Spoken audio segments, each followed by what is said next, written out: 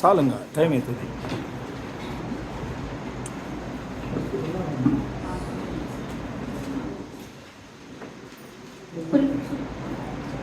పులివెందల నుంచి వచ్చిన పెద్దలు వై కోటేశ్వరమ్మ గారు వచ్చి వాక్యం అందిస్తారు.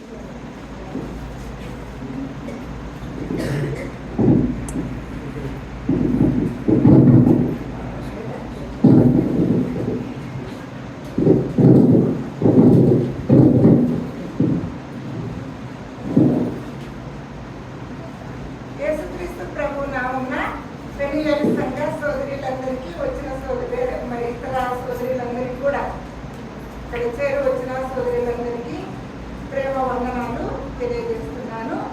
ముఖ్యంగా మరి ఈ అవకాశం మీ మధ్య ఈరోజు ఈ విధంగా వాక్యం పంచుకోవడానికి మరి ప్రభు నాకు ఇచ్చిన అవకాశాన్ని బట్టి యేసుక్రీస్తు ప్రభు వారికి నా యొక్క మరి స్తోత్రాలు చెల్లిస్తున్నాను.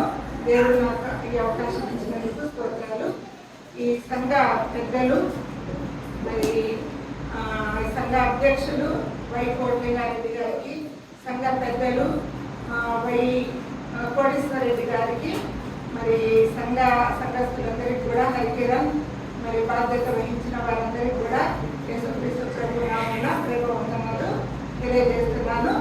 మరి ప్రియులారా, మొట్టమొదట వాక్యం చెప్పే ముందు మరి నన్ను గురించి కూడా నేను చెప్పుకోవాలి. మా తమ్ముడు చెప్పినాడు, మా పెద్ద తమ్ముడు, మేము మా అమ్మకు మా తల్లిదండ్రులకు ఐదుగురం ఇక్కడే ఉంటాము. ప్రభు స్తోత్రాలు. మా అక్క పెద్దది, అక్క తర్వాత నేను, నా తర్వాత కోట్లింగారెడ్డి తమ్ముడు, తర్వాత మా చెల్లెలు ప్రభావతి, తర్వాత చిన్న తమ్ముడు కోటేశ్వరరెడ్డి. మా కుటుంబంలో ఐదుగురం కూడా మరి దేవుడి కృప వల్ల ఇలా కలుసుకోవడం మాకు ఎంతో సంతోషము. మరి మా పెద్దతమ్ముడి భార్య కృష్ణవేణి, మేమందరం కూడా కుటుంబ సభ్యులమందరం కూడా దేవుడి పరిచర్యలో ఉండడం మరి ప్రభు మాకు ఇచ్చిన ధన్యత. ప్రభు స్తోత్రాలు చెల్లిస్తున్నాను. నేను ఎక్కువ వాక్యం చెప్పాలి, సాక్ష్యం ఏం చెప్పాలి, అంతా మా తమ్ముడు చెప్పినాడు. మా అక్క కూడా సాక్ష్యం చెప్తుంది. రెండు మాటలు 2 నిమిషాల్లో చెప్తాను. మేము పులివెందలో ఉంటున్నాము. నా పేరు కోటేశ్వరమ్మ, ఇప్పుడే విన్నారు. నా భర్త పేరు కాసిరెడ్డి. మాకు 3 పిల్లలు. మేము 1979వ సంవత్సరంలో పులివెందలకు ఉద్యోగ రీత్యా రావడం జరిగింది. అక్కడ మరి ఇప్పటి వరకు కూడా దేవుడు మరి రిటైర్డ్ అయినాము ఇద్దరము. నా భర్త డిగ్రీ కాలేజీలో లెక్చరర్, నేను జిల్లా పరిషత్ హై స్కూల్లో టీచర్గా పనిచేసి మేమిద్దరం రిటైర్డ్ అయినాము. ప్రభు కృప వల్ల మరి నేను 1979లో యేసు ప్రభు నమ్ముకున్నాను. అప్పటి నుంచి ఇప్పటి వరకు కూడా స్త్రీల మధ్య పరిచర్యలో మరి ముఖ్యంగా సువార్త సేవలో దేవుడు నన్ను వాడుకుంటా ఉన్నాడు. దేవుడు నాకు ఇచ్చిన కృపావరము సువార్త. నువ్వు అడుగు పెట్టు ప్రతి స్థలము ఇస్తానన్న వాగ్దానం నాకుంది.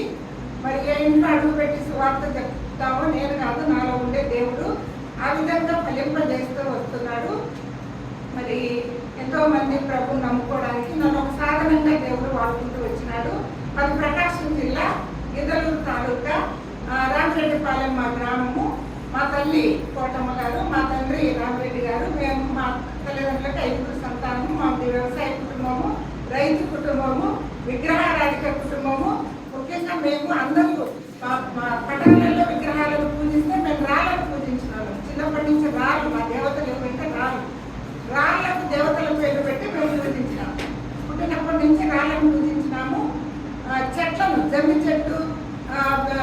చెట్టు ఎప్పుడు మా అమ్మ మాకు వాటికి దారాలు కట్టి పూజ చేసేది.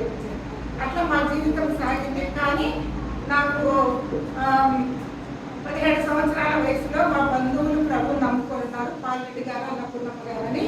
మేమిద్దరు మక్క దగ్గర మమ్మల్ని అంతా పెంచి చదివించే మక్క గారు, మా మక్క భర్త, మా మామగారు, బాలరెడ్డి గారు వాళ్ళ దగ్గర ఉన్నప్పుడు వాళ్ళతో పరిచయం అయ్యి వాళ్ళు బయటికి వచ్చి వాక్యం చెప్పేవాళ్ళు, ప్రార్థన చేసేవాళ్ళు. నేను అంత లెక్క చేసేదాన్ని కాదు. యేసు ప్రభువుల గురించి కూడా అప్పటికి నేను వినలేదు. అసలు ఆయన దేవుడని కూడా నాకు తెలియదు. విగ్రహాలే దేవతలని, దేవుళ్ళని భావించే వాళ్ళము. కానీ ఒకనొక రోజు మరి నంద్యాల ప్రభాస్ రెడ్డి గారు వాక్యం చెప్తూ ఉన్నప్పుడు, యేసు ప్రభు శిలువ వార్త చెప్తూ ఉన్నప్పుడు పరిశుద్ధాత్ముడు నా హృదయంలో కార్యం కలిగించినాడు. మరి దేవుని యొక్క నీతిల గురించి, ఆయన యొక్క తీర్పుల గురించి, మరి దేవుడు ఒప్పింపజేసిన నా పాపాన్ని గురించి పరిశుద్ధాత్ముడు నా హృదయంలో ఒప్పింపజేసినప్పుడు నేను యేసు ప్రభుని అంగీకరించిన, నా పాపాలు ఒప్పుకున్నాను. యేసు ప్రభు రక్తంలో నా పాపాలన్నీ నేను కడిగినాడనే విశ్వాసం నాకు వచ్చింది. విగ్రహాల వల్ల పరలోకం చేరను. యేసుక్రీస్తు ప్రభు శిలువలో కాల్చిన అమూల్య రక్తం ద్వారా, ఆయన చనిపోయి సమాధి చేయబడి తిరిగి లేచుట ద్వారానే పరలోకం, మోక్షం, స్వర్గం ఉందని నేను గ్రహించగలిగినాను అనమాట. నాకు చాలా మరి పరిశుద్ధాత్ముడు నాలోకి వచ్చినట్లు అనుభవం నేను పొందినాను. అప్పటి నుంచి ఇప్పటి వరకు కూడా పరిశుద్ధాత్ముడు నాలో ఉంటూ మరి ఆయన కార్యాలయంలో ముందుకు సాగిస్తున్నాడు. ప్రభు స్తోత్రాలు. క్లుప్తంగా నా సాక్ష్యం అది. మరి నన్ను, నా భర్తను కూడా దేవుడు ప్రేమించి మరి పులివెందుల గ్రామానికి ఉద్యోగరీత్యా అక్కడికి నడిపించి మరి బ్రదరని సంఘ సహవాసంలో అక్కడ ప్రభు పరిచయం చేయడానికి మాకు దేవుడు అనుకూలపరిచినాడు. నాకు ఒక్కడు 2 కూతురు, వాళ్ళు కూడా ప్రభు నమ్ముకున్నారు. వాళ్ళ పిల్లలందరూ కూడా 6 మనవరాళ్ళు, వాళ్ళందరూ కూడా ప్రభు నమ్ముకున్నారు. చిన్న పాప బాప్టిషన్ తీసుకోవాలి, రేపు డిసెంబర్లో బాప్టిషన్ తీసుకుంటుంది. అడిగి మొత్తం మా 3 తరాలు మా ఫ్యామిలీ అంతా కూడా యేసు ప్రభు నమ్ముకున్నారు. నేను మొట్టమొదట నమ్ముకున్న దినాల్లో మా ఇంట్లో ఎవరు నమ్ముకోలేదు. నేను దేవుని దగ్గర ఒక ప్రార్థన వచ్చి కానీ ప్రార్థన ఏమని ప్రార్థన చేసేదానంటే, యేసు ప్రభు నన్ను రక్షించుకున్నావు, పరలోకంలో నేనుంటా, అగ్నిగుండం నుండి నన్ను తప్పించినావు. కానీ నా అక్క, నా తమ్ముడు, నా చెల్లెలు, మా అమ్మ వీళ్ళంతా అగ్నిగుండంలో ఉంటారు. మరి వాళ్ళకు సువార్త చెప్తే వాళ్ళకి తెలియదు ప్రభు, నువ్వే వాళ్ళని రక్షించుకోవాలని ప్రార్థన చేశాను. అద్భుతంగా దేవుడు వాళ్ళతో మాట్లాడి వాళ్ళందరినీ కూడా ఆకర్షించుకొని ప్రభు నమ్ముకున్నారు. నమ్ముకున్న తర్వాత 2వ ప్రార్థన ఏం చేసినారంటే, మా అమ్మకి 5 మంది కదా, యెహోవా వాగ్దానం, నేను నా ఇంటి వారు యెహోవాను సేవించదము. ప్రభు ఈ వాగ్దానము మా 5 పట్ల నెరవేర్చు. మేము 5 అక్క, చెల్లెలు, 2 తమ్ముళ్ళు, నేను, మా కుటుంబాలుగా మరి మేము నేను సేవించాలి. మమ్మల్ని నీ సేవలో వాడుకో, ఏ రకంగా వాడుకుంటావని చెప్పి ప్రార్థన చేసిందని. ఈ 2 ప్రార్థనలు ఎప్పుడు చేసి అప్పుడు ఆ కాలంలో చదువుకున్న తర్వాత సేవ వారము ప్రార్థన చేసేదాన్ని. అద్భుతంగా ప్రభు వల్ల 5 దేవుని సేవలో వాడుకుంటూ వస్తున్నాడు. ప్రభు స్తోత్రాలు. మా చిన్న తమ్ముడు దేవుని సేవలో అక్కడ లేడు. వాళ్ళ కోసం నా కుటుంబం అంతా ప్రార్థన చేసినాం. మా చిన్న తమ్ముడు కోటేశ్వరరెడ్డి, హరికిరణ్, మక్క కూతురే హరికిరణ్, వీళ్ళిద్దరిని కూడా దేవుడు ప్రేమించి ఈ పాటిపేటలో 10,000 సంఘాన్ని ఇచ్చి స్వాస్థ్యంగా దయచేసి ఆయన పరిచర్యలో 2 వాడుకుంటున్నాడు. నా ప్రార్థన సంపూర్ణంగా దేవుడు ఆలకించాడు. ప్రభువుని ఎంతో స్తుతిస్తూ ఉన్నాను నేను. మా కుటుంబం పట్ల చేసిన ప్రతి ప్రార్థన దేవుడు వాగ్దానం, అడుగుడు ఇవ్వబడును, తట్టుడు ఇవ్వబడును, వెదకుడు దొరుకుడు. అడగమన్నాడు దేవుడు అని చెప్పి నేను దేవుని కొరకే మేము వాడబడాలని అడిగినప్పుడు దేవుడు సంపూర్ణంగా ఇచ్చినాడు. మా పెద్ద తమ్ముడు భార్య మరి వాళ్ళ పిల్లలు కూడా నమ్ముకొని ఈ యొక్క మొట్టమొదటిగా దాదాపు 35 సంవత్సరాల నుంచి ఫిబ్రవరి సంఘంలో మా పెద్ద తమ్ముడు భార్య సేవ చేస్తూ ఉన్నారు. మరి వాళ్ళ తర్వాత మా చిన్న తమ్ముడు భార్య కూడా సేవా పరిచయలో ముందుకు సాగుతుంది. మా చెల్లెలు భర్త వాళ్ళ పిల్లలు కూడా సేవలు ఉన్నారు. మా అక్క కూడా స్త్రీల మధ్య పరిచయం చేస్తుంది. ఈ విధంగా మమ్మల్ని 5 దేవుడు ఎంతో హెచ్చించి భూలోకంలో మరి ఎందుకు ఎన్నిక లేదు వాళ్ళకు. ఒక అడవిలో పుట్టినాం, అడవిలో పెరిగినాం. తర్వాత ఇది రాళ్ళకు చెట్లకు పూజ చేసే మమ్మల్ని ఆ భయంకరమైన దుష్టత్వం నుంచి విడిపించి సాధారణ బంధకాల నుంచి దేవుని సేవలో వాడుతున్న ప్రభువును ఎంత స్తుతించినా కూడా మా కుటుంబం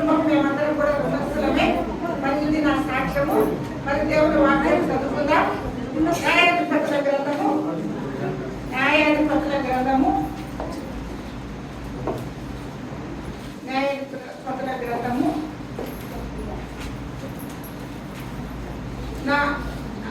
న్యాయాధిపతుల గ్రంథము 5వ అధ్యాయము న్యాయాధిపతుల గ్రంథము 5వ అధ్యాయము 8వ వచనం చదువుకుందాం. ఇశ్రాయేలీయులు క్రొత్త దేవతలను కోరుకొనగా యుద్ధము ద్వారముల యొద్దకు వచ్చెను. ఇశ్రాయేలీయులలో 40,000 మందికి ఒక కేడము కానీ ఏటయ్య కానీ కనపడలేదు. ప్రభు ఈ మాటలు మనకు జీవించుగాక. చిన్న మాట ప్రార్థన చేసుకుందాం. ప్రేమ నమ్మకం గల పరలోకంలో ఉన్న మా తండ్రి, పరిశుద్ధుడా, ఘనమైన దేవ, నీ బంగారు పాదములకు ఉదయం పూట వేలాది స్తుతి స్తోత్రములు చెల్లిస్తున్నాము తండ్రి. మహాగణుడు, మహోన్నతుడు, పరిశుద్ధుడు, ఆయన అతి పరిశుద్ధ స్థలంలో నివసించి దేవుడు అయినను వినయం కలవారి వద్ద, దీన మనసు కలవారి వద్ద నివసించడానికి ఇష్టపడుతున్నావు. స్తోత్రాలు తండ్రి. ఇంత గొప్ప దేవుడు ఎన్నికలేని మమ్మల్ని ఎంతో ప్రేమించి యేసుక్రీస్తు ప్రభు నామమున మాకు ఇచ్చిన గొప్ప రక్షణ వాక్యాన్ని బట్టి, పరలోకాన్ని బట్టి నిన్ను స్తుతిస్తున్నాం, కనపరుస్తున్నాం తండ్రి. ఇదిగో ప్రభు, మేము ఆశించి ప్రార్థించిన రీతిగా నీ దయను బట్టి, నీ కనికరాన్ని బట్టి ఈ పాడిపేట గ్రామంలో మరి తండ్రి, మరి కోటేశ్వర రెడ్డిని, హరికిరణ్ను నిలబెట్టి మరి ప్రభు సంఘాన్ని వారికి మరి తండ్రి స్వార్థంగా దయచేసి సోదర సోదరులందరినీ దీవించి ఇక్కడ నాయన మీ పరిచయం జరిగిస్తున్నందుకు స్తోత్రాలు తండ్రి. మరి ఈరోజు ప్రభు మరి తండ్రి సోదరుల మధ్య మరి ఉదయం నుంచి సాయంత్రం వరకు రిట్రీట్ జరపడానికి కృప చూపినావు. స్తోత్రాలు తండ్రి. నాయన తండ్రి, మరి సమయాన్ని ఆశీర్వదించండి. నలుగురు సేవకురాలు వాక్యం చెప్పవలసింటుండగా నీ ఆత్మతో ముద్రించి ఆత్మ నింపుదల దయచేసి నాయన ఆత్మ పూర్ణమై మాట వెంబడి మాట, ఆజ్ఞ వెంబడి ఆజ్ఞ, సూత్రం వెంబడి సూత్రం, నీ మాటలు మా నోట ఉంచండి. వ్యర్థమైన మాట, కాని మాట కాకుండా సహాయం చేయండి. నాయన రక్షణ లేని వారికి రక్షణ సువార్త, రక్షింపబడిన వారికి తండ్రి ప్రభు ఉద్యోగం, కుటుంబ హెచ్చరిక, దిద్దుబాటు, ఆదరణ వాక్యాలు నీవే మా నలుగురు నోట నుంచి మాట్లాడమని, నీ నామానికి మహిమ, ఘనత, ప్రభావం కలిగించుకోమని, ఈ సంఘాన్ని విస్తరింపజేసి అభివృద్ధి చేసి 30 60 100 ఆత్మతో నింపి ఫలింపజేసండి. నీ నామానికి మహిమ, ఘనత, ప్రభావం ఆరోపిస్తూ సాతాన అంధకార శక్తులు యేసు ప్రభు నామమున గర్జించి పారదోలమని, ఈ మందిరం చుట్టూ మా చుట్టూ నీ దేవదూతలతో కంచె వేసి కాపాడమని, నీ సన్నిధి మాతో ఉంచమని మా రక్షకుడైన యేసుక్రీస్తు ప్రభు అతి పరిశుద్ధమైన నామమున స్తోత్రం చెల్లించి ప్రార్థన చేసి వేడుకుంటున్నాము తండ్రి. ప్రియులారా, మరి పరిశుద్ధ గ్రంథంలో ఇక్కడ ఈ యొక్క అధ్యాయంలో ఈరోజు నా అంశము మరి న్యాయాధిపతుల గ్రంథము దెబోరాని గురించి. మరి ప్రభు నాకు ఇచ్చిన ప్రేరేపణ బట్టి దెబోరా జీవితంలో కొన్ని విషయాల ద్వారా మనం ఆత్మీయంగా దేవుడు మనతో మాట్లాడడానికి ఇష్టపడుతున్నాడు. మరి పరిశుద్ధ గ్రంథంలో దెబోరాలు ఎంతమంది ఉండాలి చెప్పగలరా? ఒక ప్రశ్న, ఇద్దరు. మొదట ఆది కాండంలో ఒక దెబోరా కదా, రెబెకా దాది దెబోరా. తర్వాత న్యాయాధిపతుల గ్రంథంలో ప్రవక్తిని అయిన దెబోరాని మనం చూస్తున్నాం. తర్వాత బైబిల్లో ఉన్న ప్రవక్తినులు పాత నిబంధనలో ఎంతమంది ఉన్నారో చెప్పగలరా? కొత్త నిబంధనలో ఎంతమంది ఉన్నారో చెప్పగలరా? నేను ఎక్కువ ప్రశ్నలు వేస్తా ఉన్నాను. పాత నిబంధనలు ఎంతమంది ఉన్నారు? మొట్టమొదటి ప్రవక్తిని ఎవరు? మిరియాము ప్రవక్తిని కదా, నిర్గమకాండం. రెండవ ప్రవక్తిని దెబోరా. మూడవ ప్రవక్తిని 2వ రాజుల గ్రంథం హోషియా కాలంలో ఎవరు చెప్పండి? హుల్దా. తర్వాత 4వ ప్రవక్తిని యెషయా గ్రంథంలో ఉంది. ఎవరు చెప్పగలరా? యెషయా భార్య ప్రవక్తిని.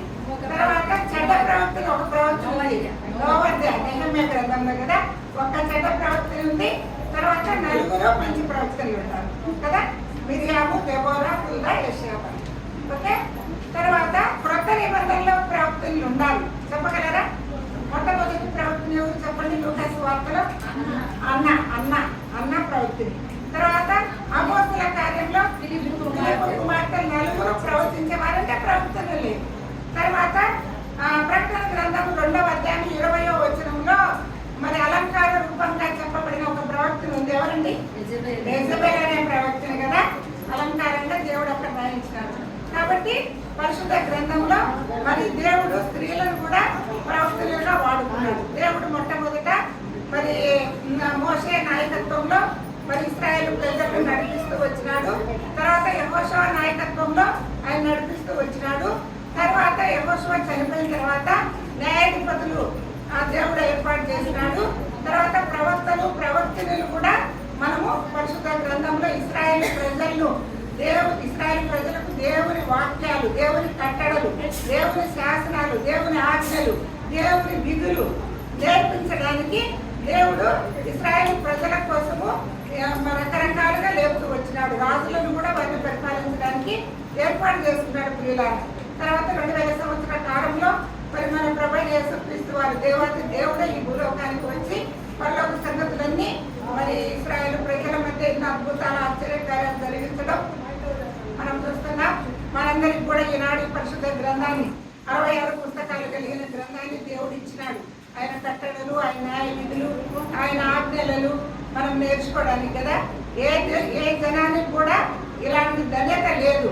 దేవుడు మనకిచ్చిన ధన్యత, న్యాయ విధులు, కట్టడలు పరిశుద్ధ గ్రంథంలో మనకిచ్చిన ధన్యతలు ఏ భూలోకంలో ఏ జనానికి కూడా ఆ ధన్యత లేదని 147వ కీర్తన చివరి అధ్యాయంలో మనం చూడగలం అన్నమాట. సరే, ఈ యొక్క న్యాయాధిపతుల గ్రంథంలో మనం ఇప్పుడు చదువుతున్నాం కదా, 4వ అధ్యాయం 5వ అధ్యాయంలో దేవాలయం గురించి మనం నేర్చుకున్నాం. ఇక్కడ బైబిల్లో ఉన్న 3 తల్లుల గురించి ఇక్కడ మనం నేర్చుకుంటాం. 3 తల్లులు ఈ 4-5 అధ్యాయంలో 3 తల్లులు కనపడతారు. మొదటి తల్లి దెబోరా తల్లి, 2వ తల్లి యాయేలు, 3వ తల్లి సీసెరా తల్లి. 3 కనపడతారు. 2 తల్లులు మంచి తల్లులు, 1 తల్లి చెడ్డ తల్లి, సీసెరా తల్లి కదా. ఆమె మరి రక్షణ పొంది అన్యురాలు. మరి 2 దెబోరా యాయేలు కూడా దేవుని ఆజ్ఞలు అనుసరించి దేవునికి లోబడి విధేయత కలిగి దేవుని ఇష్టానుసారంగా నడుచుకున్నవాళ్ళు. సరే, మరి ఇక్కడ మనం చదువుతున్న భాగంలో మరి ఇశ్రాయేలు క్రొత్త దేవతలను కోరుకొనగా యుద్ధము ద్వారంలో యుద్ధకు వచ్చాను. ఇశ్రాయేల్లో 40,000 మందికి ఒక కేడమ కానీ ఏటిగా కానీ కనబడలేదు. ఇశ్రాయేలీలకు మరి న్యాయాధిపతులు ఏలిన కాలంలో ఒక మాట మనం చూసినట్టయితే ఇక్కడే చూడండి, 4వ అధ్యాయము 2వ అధ్యాయంలో 10వ వచనం.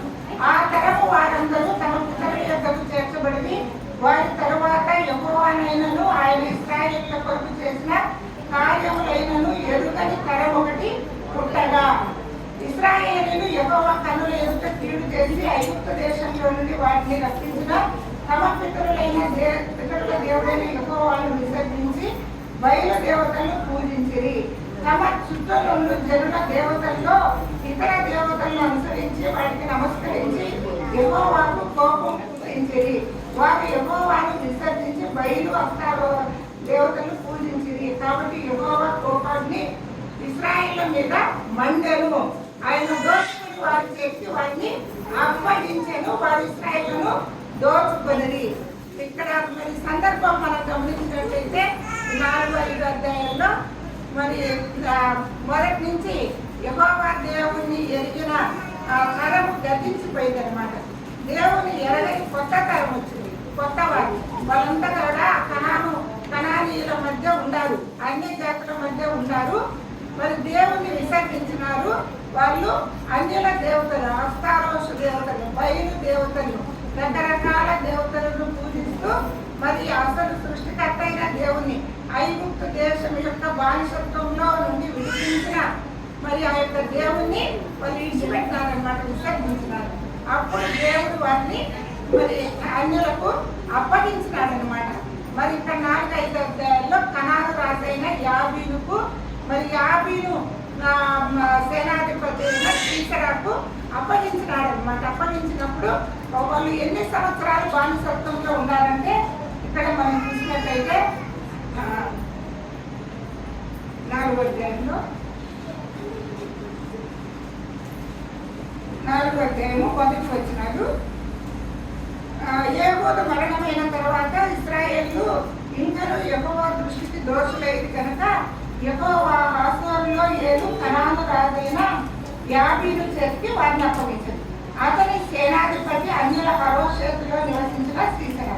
అతనికి 920 ఇనుప రథములు ఉండెను. అతడు 20 సంవత్సరములు ఇశ్రాయేలీయులను కఠినమైన బాధ పెట్టగా ఇశ్రాయేలీయులు యెహోవాకు మొరపెట్టారు. దేవుడు కనాను రాజైన యాబీను చేతికి ఇశ్రాయేలును అప్పగించినాడమ్మా. అప్పగించినప్పుడు 20 సంవత్సరాలు వారిని ఆ యాబీను రాజు బాధ పెట్టినాడు.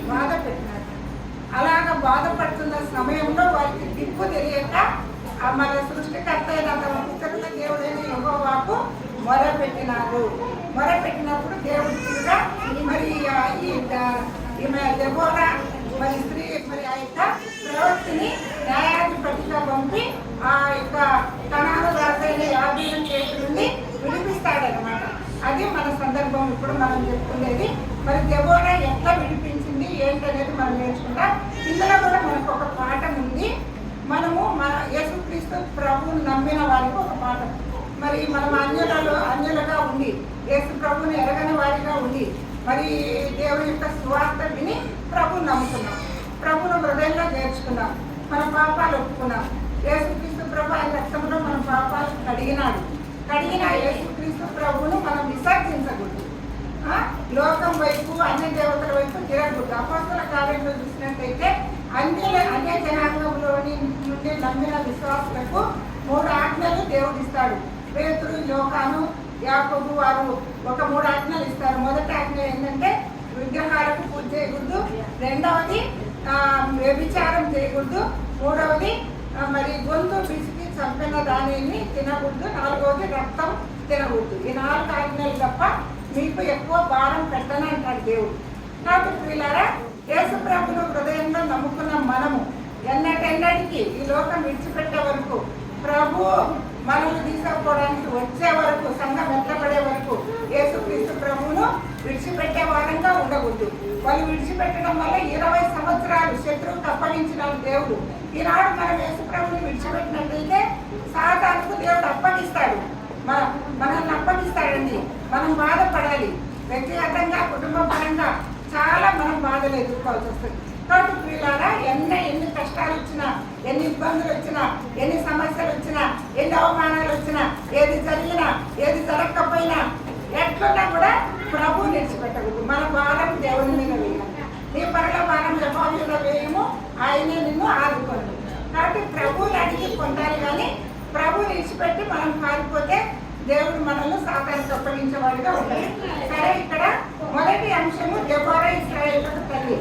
5వ అధ్యాయం 7వ వచనంలో మనం చూసినట్టయితే ఒక మాట చదువుకుందాం. 7వ వచనము, ఇశ్రాయేలీయులు అధిపతులు లేకపోయింది. దెబోరాను నేను రాక మునుపు, ఇశ్రాయేలులో నేను తల్లిగా ఉండక మునుపు వారు లేకపోయింది. మరి దెబోరా మరి ఇశ్రాయేలులకు ప్రవక్తనిగా దేవుడు ఏర్పరచక ముందు అధిపతులు లేరు వాళ్ళకు. అసలు న్యాయాధిపతుల గ్రంథంలో మనం చూసినట్లయితే చివరి అధ్యాయంలో ఒక మాట ఉంది కదా, లాస్ట్ వచనము 21వ అధ్యాయం లాస్ట్ వచనం. ఆ దినములలో ఇశ్రాయేలులకు రాజు లేదు, ప్రతి వాడును తన ఇష్టానుసారముగా ప్రవర్తించుతూ వచ్చాను.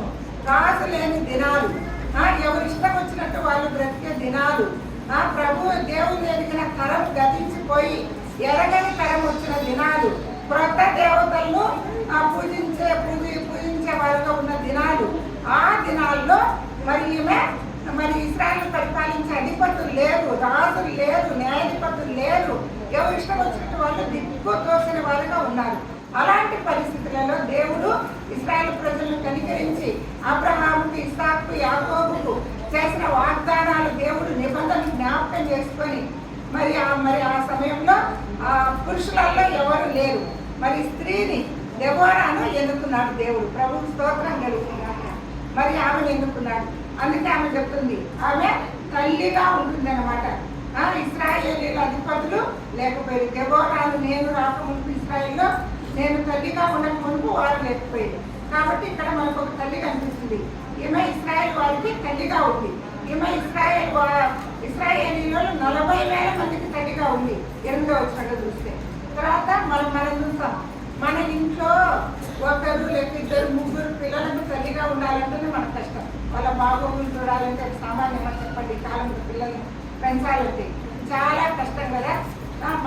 మా కోటేశ్వరరెడ్డి, హరికిరణ్ మనవరాన్ని మేము అప్పుడు ఎట్ట పెంచినామో మాకు అర్థం కాలేదు. ఇప్పుడు వాళ్ళని చూసుకుంటే ఎట్ట పెంచుతుందారా అనిపిస్తూ ఉంది. మాకు చిన్న బిడ్డలు అలాంటి వాళ్ళని పెంచాలంటే చాలా కష్టం అనమాట. ఒకరిద్దరిని మనం కన్నామంటేనే వాళ్ళు చూసుకోవడం చాలా కష్టం. అయితే ఈ న్యాయాధిపతుల గ్రంథంలో మరి ఇశ్రాయేలీలు చూస్తే క్రొత్త దేవతలు కోరుకున్నట్టుగా చూస్తున్నాం. 40,000 మంది ప్రజలు క్రొత్త దేవతలను కోరుకున్నారు. అంతకు ముందు ఉన్న పాత దేవుని వదిలేసినారనమాట. పురాతనమైన దేవుడు అంటే నేను తప్ప వేరే దేవుడు లేడు, ఉండకూడదు అని చెప్పిన యెహోవా దేవుణ్ణి వాళ్ళు వదిలివేసిన వాళ్ళగా ఉంటున్నారు అనమాట. అలాగైతే ప్రియులారా, ఈనాడు మన కుటుంబాల్లో మరి మన తరాలు గతించిపోతుంటే కొత్త తరాలు వస్తూ ఉంటాయి. మరి వాళ్ళు ఎలా ఉన్నారు? మన పిల్లలు యెహోవా దేవుణ్ణి విడిచిపెట్టి మనం పూజించిన దేవుణ్ణి, మనం కొలిసే దేవుణ్ణి, మనం ఆరాధించే దేవుణ్ణి, లేకపోతే యేసుక్రీస్తు ప్రభువును విడిచిపెట్టి మరి కొత్త దేవతలను ఆరాధించే వాళ్ళు ఉన్నారేమో మనం ఒకసారి మన కుటుంబాలను మనమే పరీక్షించుకుందాం. ముఖ్యంగా మన భారతదేశంలో కొత్త దేవతలు అంటే అంతకొక దేవుడు కదా. తల్లికి ఒక దేవుడు, కోడలికి ఒక దేవుడు, తల్లింటి వారికి ఒక దేవుడు, పుట్టింటి వారికి ఒక దేవుడు. మీరు తిరుపతిలో ఉండాలి, మీకు దేవతల గురించి నేను చెప్పాల్సిన అవసరం లేదు, మాకంటే మీకు ఎక్కువ తెలుసు కదా. ఆకాశం ఒక దేవుడు, నీళ్ళు ఒక దేవుడు, అగ్ని ఒక దేవుడు, ఇలాగ 3 కోట్ల దేవతలు. నేను కూడా అప్పుడు దాన్ని యేసుప్రభుని నమ్ముకుంటే మాకు 3 కోట్ల దేవతలు ఉన్నారు, మీకు ఒక్కరే దేవుడు, ఇంతమంది మాకుంటారని చెప్పినాను. కాబట్టి వీళ్ళంతా వట్టి వాళ్ళే అనమాట. కానీ ఇశ్రాయేలు ఆ దినాల్లో క్రొత్త దేవతలను కోరుకున్నారు అనమాట. కాబట్టి పిల్లరా, మన పిల్లలకు ఎదురయ్యే క్రొత్త దేవతలు ఈనాడు ఏంటి అంటే ఈ ఆకాశము, ఈ కాదు దేవుళ్ళు, సినిమాలు, టీవీలు.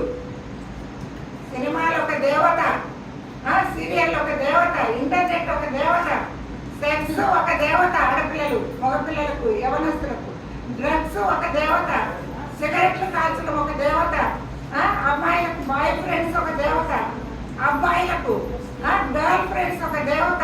ఇవన్నీ కూడా కొత్త దేవతలు. అర్థమైందా? దేవుని కంటే ఎవరిని, వేటిని, దేనిని ఎక్కువ ప్రేమిస్తారో అది నీకు విగ్రహమే, అది నీకు విగ్రహమే.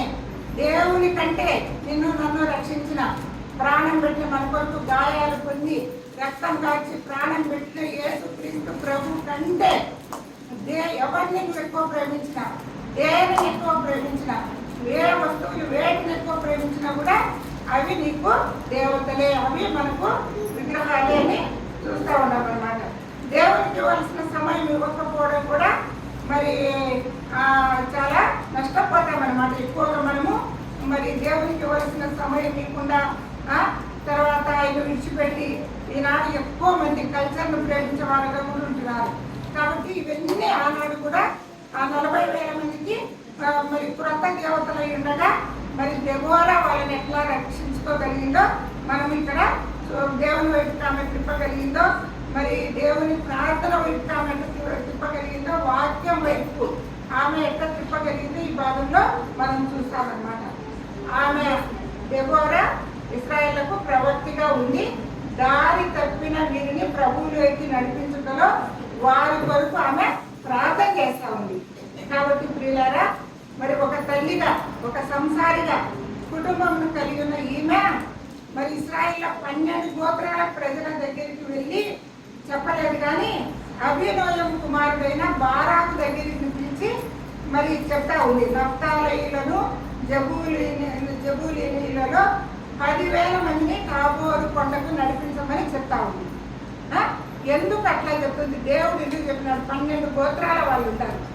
40,000 మందికి ఒక కేడమ కానీ ఒక కట్టె కానీ లేదు. వాళ్ళు ఉన్నారు అంటే 2 శూరులు, కానీ కేడం లేదు, వాళ్ళ చేతిలో ఏమి లేదు, ఒక బాణం లేదు, ఒక కేడం లేదు, ఉట్టి చేతులతో ఉండాలి. వీళ్ళంతా ఉన్నప్పుడు అందరినీ విడిచిపెట్టి దేవుడు నఫ్తాలీలను తర్వాత జబూలీయులను 10,000 మందినే మరి పిలుచుకొని రండి అనేది దేవుడు ఆమెకు చెప్తాడు. మొట్టమొదటి అంశము ఇశ్రాయేలుకు తల్లిగా ఉన్న దెబోరా అని చూస్తాం. రెండవ అంశం చూసినట్టయితే ఇశ్రాయేలుకు న్యాయాధిపతిగా ఉన్న దెబోరా. మరి 4వ అధ్యాయము 4వ వచనం చూద్దాం. న్యాయాధిపతులు. ఆ కాలమున లపీదోతునకు భార్య అయిన దెబోరాను ప్రవక్తి ఇశ్రాయేలుకు న్యాయాధిపతిగా ఉండెను. దెబోరా ఇశ్రాయేలుకు 4వ న్యాయాధిపతిగా ఉండెను. ఈమె 4వ న్యాయాధిపతి. మొదటి న్యాయాధిపతి ఎవరు చెప్పగలరా? కాదు, న్యాయాధిపతి ఎవరు? ఒత్నియేలు. రెండవ న్యాయాధిపతి ఏహూదు. మూడవ న్యాయాధిపతి షమ్గర్. 4వ న్యాయాధిపతి ఈమె. అసలు ఇస్రాయేల్ న్యాయాధిపతులుగా ఎంతమంది న్యాయాధిపతులుగా ఉన్నారు? 12 మంది. 12 మంది న్యాయాధిపతులు. అందులో ఈమె 4వ న్యాయాధిపతిగా మనం చూస్తున్నాం. ఈ భర్త పేరేంటి? లప్పీగోత్. లప్పీగోత్ అంటే అర్థం వెలుగమ్మ, వెలుగు లేక దివిటి లేక దీపం. యోహాను సువార్త 12:36 ఏముంది? వెలుగునందు విశ్వాసం ఉంచుడి. వెలుగునందు విశ్వాసం ఉంచుడి అంటే ఈ లప్పీగోతు ఎవరి అందు విశ్వాసం ఉంచినాడు? యేసుక్రీస్తు ప్రభునందు దేవుని యందు విశ్వాసం ఉంచినవాడు. ఆయన పేరుకు తగ్గట్టే దేవుని యందు విశ్వాసం ఉంచిన వాడుగా చూస్తున్నాం. రెండవ అంశం చూసినట్టయితే లప్పీగోతుని గురించి మత్తయి సువార్త 5, 15, 16 ఏముంది మనకందరికీ తెలుసు. మనుషులు దీపం వెలిగించి కొంచెం కింద పెట్టరు, కానీ అది ఇంటర్నెట్ వాళ్ళందరికీ వెలిగించటకై దీపస్తంభం మీదనే పెట్టారు. కనుక మీరు మనుషులు మీ సత్క్రియలను చూసి పరలోకం ముందున్న మీ తండ్రిని మెరుగుపరచినట్టు వారి ఎదుట మీ వెలుగు ప్రకాశింపనీయుడి. అంటే దెబోరా భర్త పేరుకు తగినట్టుగానే దేవుని నమ్ముకున్నవాడుగా ఉంటున్నాడు. రెండవది, ఆయన సత్క్రియలు చేస్తూ ఇశ్రాయేలు ప్రజల మధ్య మాదిరిగా ఉన్నాడు. ఈమె దెబోరా భర్త మాదిరిగా ఉన్నాడు. కాబట్టి పిల్లల లప్పీగోతు పేరును బట్టి మనము 2 విషయాలు చూసినాం. ఆయన దేవుని యందు విశ్వాసం ఉంచిన వాడని, తర్వాత దేవుని యందు విశ్వాసం ఉంచిన వాడని, తర్వాత సత్క్రియలు చేసేవాడని, మాదిరిగా ఉన్నాడనే విషయాన్ని చూస్తున్నాం. మనం కూడా యేసు ప్రభువుని నమ్మిన మనము ఏం చేయాలని, ఎందుకు అసలు దేవుడు మనల్ని ఏర్పాటు చేస్తున్నాడు? సత్క్రియలు చేసే వారంగా ఉండాలని, మంచి క్రియలు. ఒకప్పుడు చెడ్డ పనులు చేస్తున్నాం, దేవునికి ఇష్టం లేదు. అయితే ఇప్పుడు మనం మంచి క్రియలు, మన వర్క్స్, మన పనులు మంచిగా ఉండాలని దేవుడు మనల్ని ఏర్పాటు చేస్తున్నాడు. 119వ కీర్తన 105వ వచనం మనకందరికీ కంఠోపాఠమే. నీ వాక్యము నా పాదములకు దీపము, నా త్రోవకు వెలుగై ఉన్నది. అంటే లప్పీగోతులో ఉన్న 3వ గుణం ఏంటో చూసినట్టయితే వాక్యాన్ని ప్రేమించేవాడు. వాక్యాన్ని ప్రేమించాడు. అమ్మ, మరి ఇక్కడ ఉన్న సోదరులమైన మనము మరి వాక్యాన్ని ప్రేమిస్తున్నామా? పొద్దున్న లేస్తూనే వాక్యం జరుగుతున్నామా? దేవుని వాక్యం మన పాదాలకు దీపంగా మనకు వెలుగుగా ఉంటున్నదా? ఒకసారి మనం చూసుకోవాలి, మనం ఆలోచించుకుందాం. దేవుని వాక్యం మనల్ని శ్రమలో బ్రతికించేది, బాధలో నెమ్మదిచ్చేది, తెలివి లేని వారికి తెలివి ఇచ్చేది, వివేకం లేని వారికి వివేకం ఇచ్చేది. ఈ వాక్యం వెళ్ళడంతోనే వెలుగు కలుగును, అది తెలివి లేని వారికి తెలివి ఇచ్చేది. కాబట్టి వాక్యం చదవాలి. లప్పీగోతు దేవుని ధర్మశాస్త్ర గ్రంథం చదివేవాడు. మనం కూడా దేవుని వాక్యాన్ని ప్రేమించే వారంగా ఉండాలి. ఇలా దేవునికి మహిమకరంగా వెలుగుకరంగా జీవించినాడు అన్నమాట.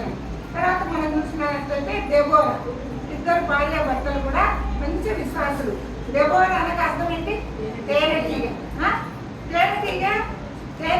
తేనెను ఉత్పత్తి చేస్తాడు కదా. తేనె తినడానికి మధురంగా ఉండాలి. తేనె ఇష్టపడిన వాళ్ళు ఎవరైనా ఉంటారో చెప్పండి. అందరం ఇష్టపడతారు. 119వ కీర్తన 10వ వచనంలో ఏముంది చెప్పండి? కీర్తనలో యెహోవా నీ న్యాయ విధులు తేనె కంటేను, జుంటి తేనె దార కంటేను మధురం. కాబట్టి దెబోరా పేరుకు తగినట్టు జుంటి తేనె దారుల కంటే మధురమైన దేవుని మాటల యొక్క లక్ష్యం ఏమో కూడా దేవుని యొక్క లక్ష్యం ఉంచినాను. కాబట్టి దేవుడు ఆమెను దేవుడు తన మాటలు అంటే దేవుని మాటలు ఇశ్రాయేలులకు చెప్పే ప్రవక్తనిగా ఏర్పాటు చేసుకున్నారు అన్నమాట. మరి ఆనాడు ఇశ్రాయేలు ఎంతమంది పురుషులు లేరా? చాలా మంది ఉన్నారు. అయితే దేవునికి ఇష్టంగా ఉండేవాళ్ళు ఎవరు కనపడలే. ఈమె కనపడింది, దెబోరా కనపడింది దేవుడికి. మరి దేవుడు చూడు పక్షపాతి కాదు. అవ్వ ద్వారా పాపం వచ్చింది కరెక్టే, కానీ దేవుడు అవ్వ దేవుని మాట ఆజ్ఞాతిక్రమించి పాపం చేసిందని చెప్పి మరి స్త్రీలను మనల్ని పక్కన పెట్టినోడు కాదు. మరి రూతు గ్రంథం, ఎస్తేరు గ్రంథం మరి స్త్రీల పేరునే రాయించినాడు కదా. మరి ఎంతమంది పరిశుద్ధ గ్రంథంలో స్త్రీలను దేవుడు ఎంతగా వాడుతున్నాడో మనం చూడగలమన్నమాట. కాబట్టి స్త్రీలైనా మనం ఇక్కడ గమనించినట్లయితే దెబోరా పేరుకు తగినట్టుగా మరి ఆమె మరి దేవుని వాక్యం ముందు లక్ష్యం ఉంచినట్టుగా తెలుస్తున్నాం. తర్వాత 101వ కీర్తన 6వ వచనం చూడండి. చూసినట్లయితే ఏముందంటే మరి దేవుని పరిచర్యలో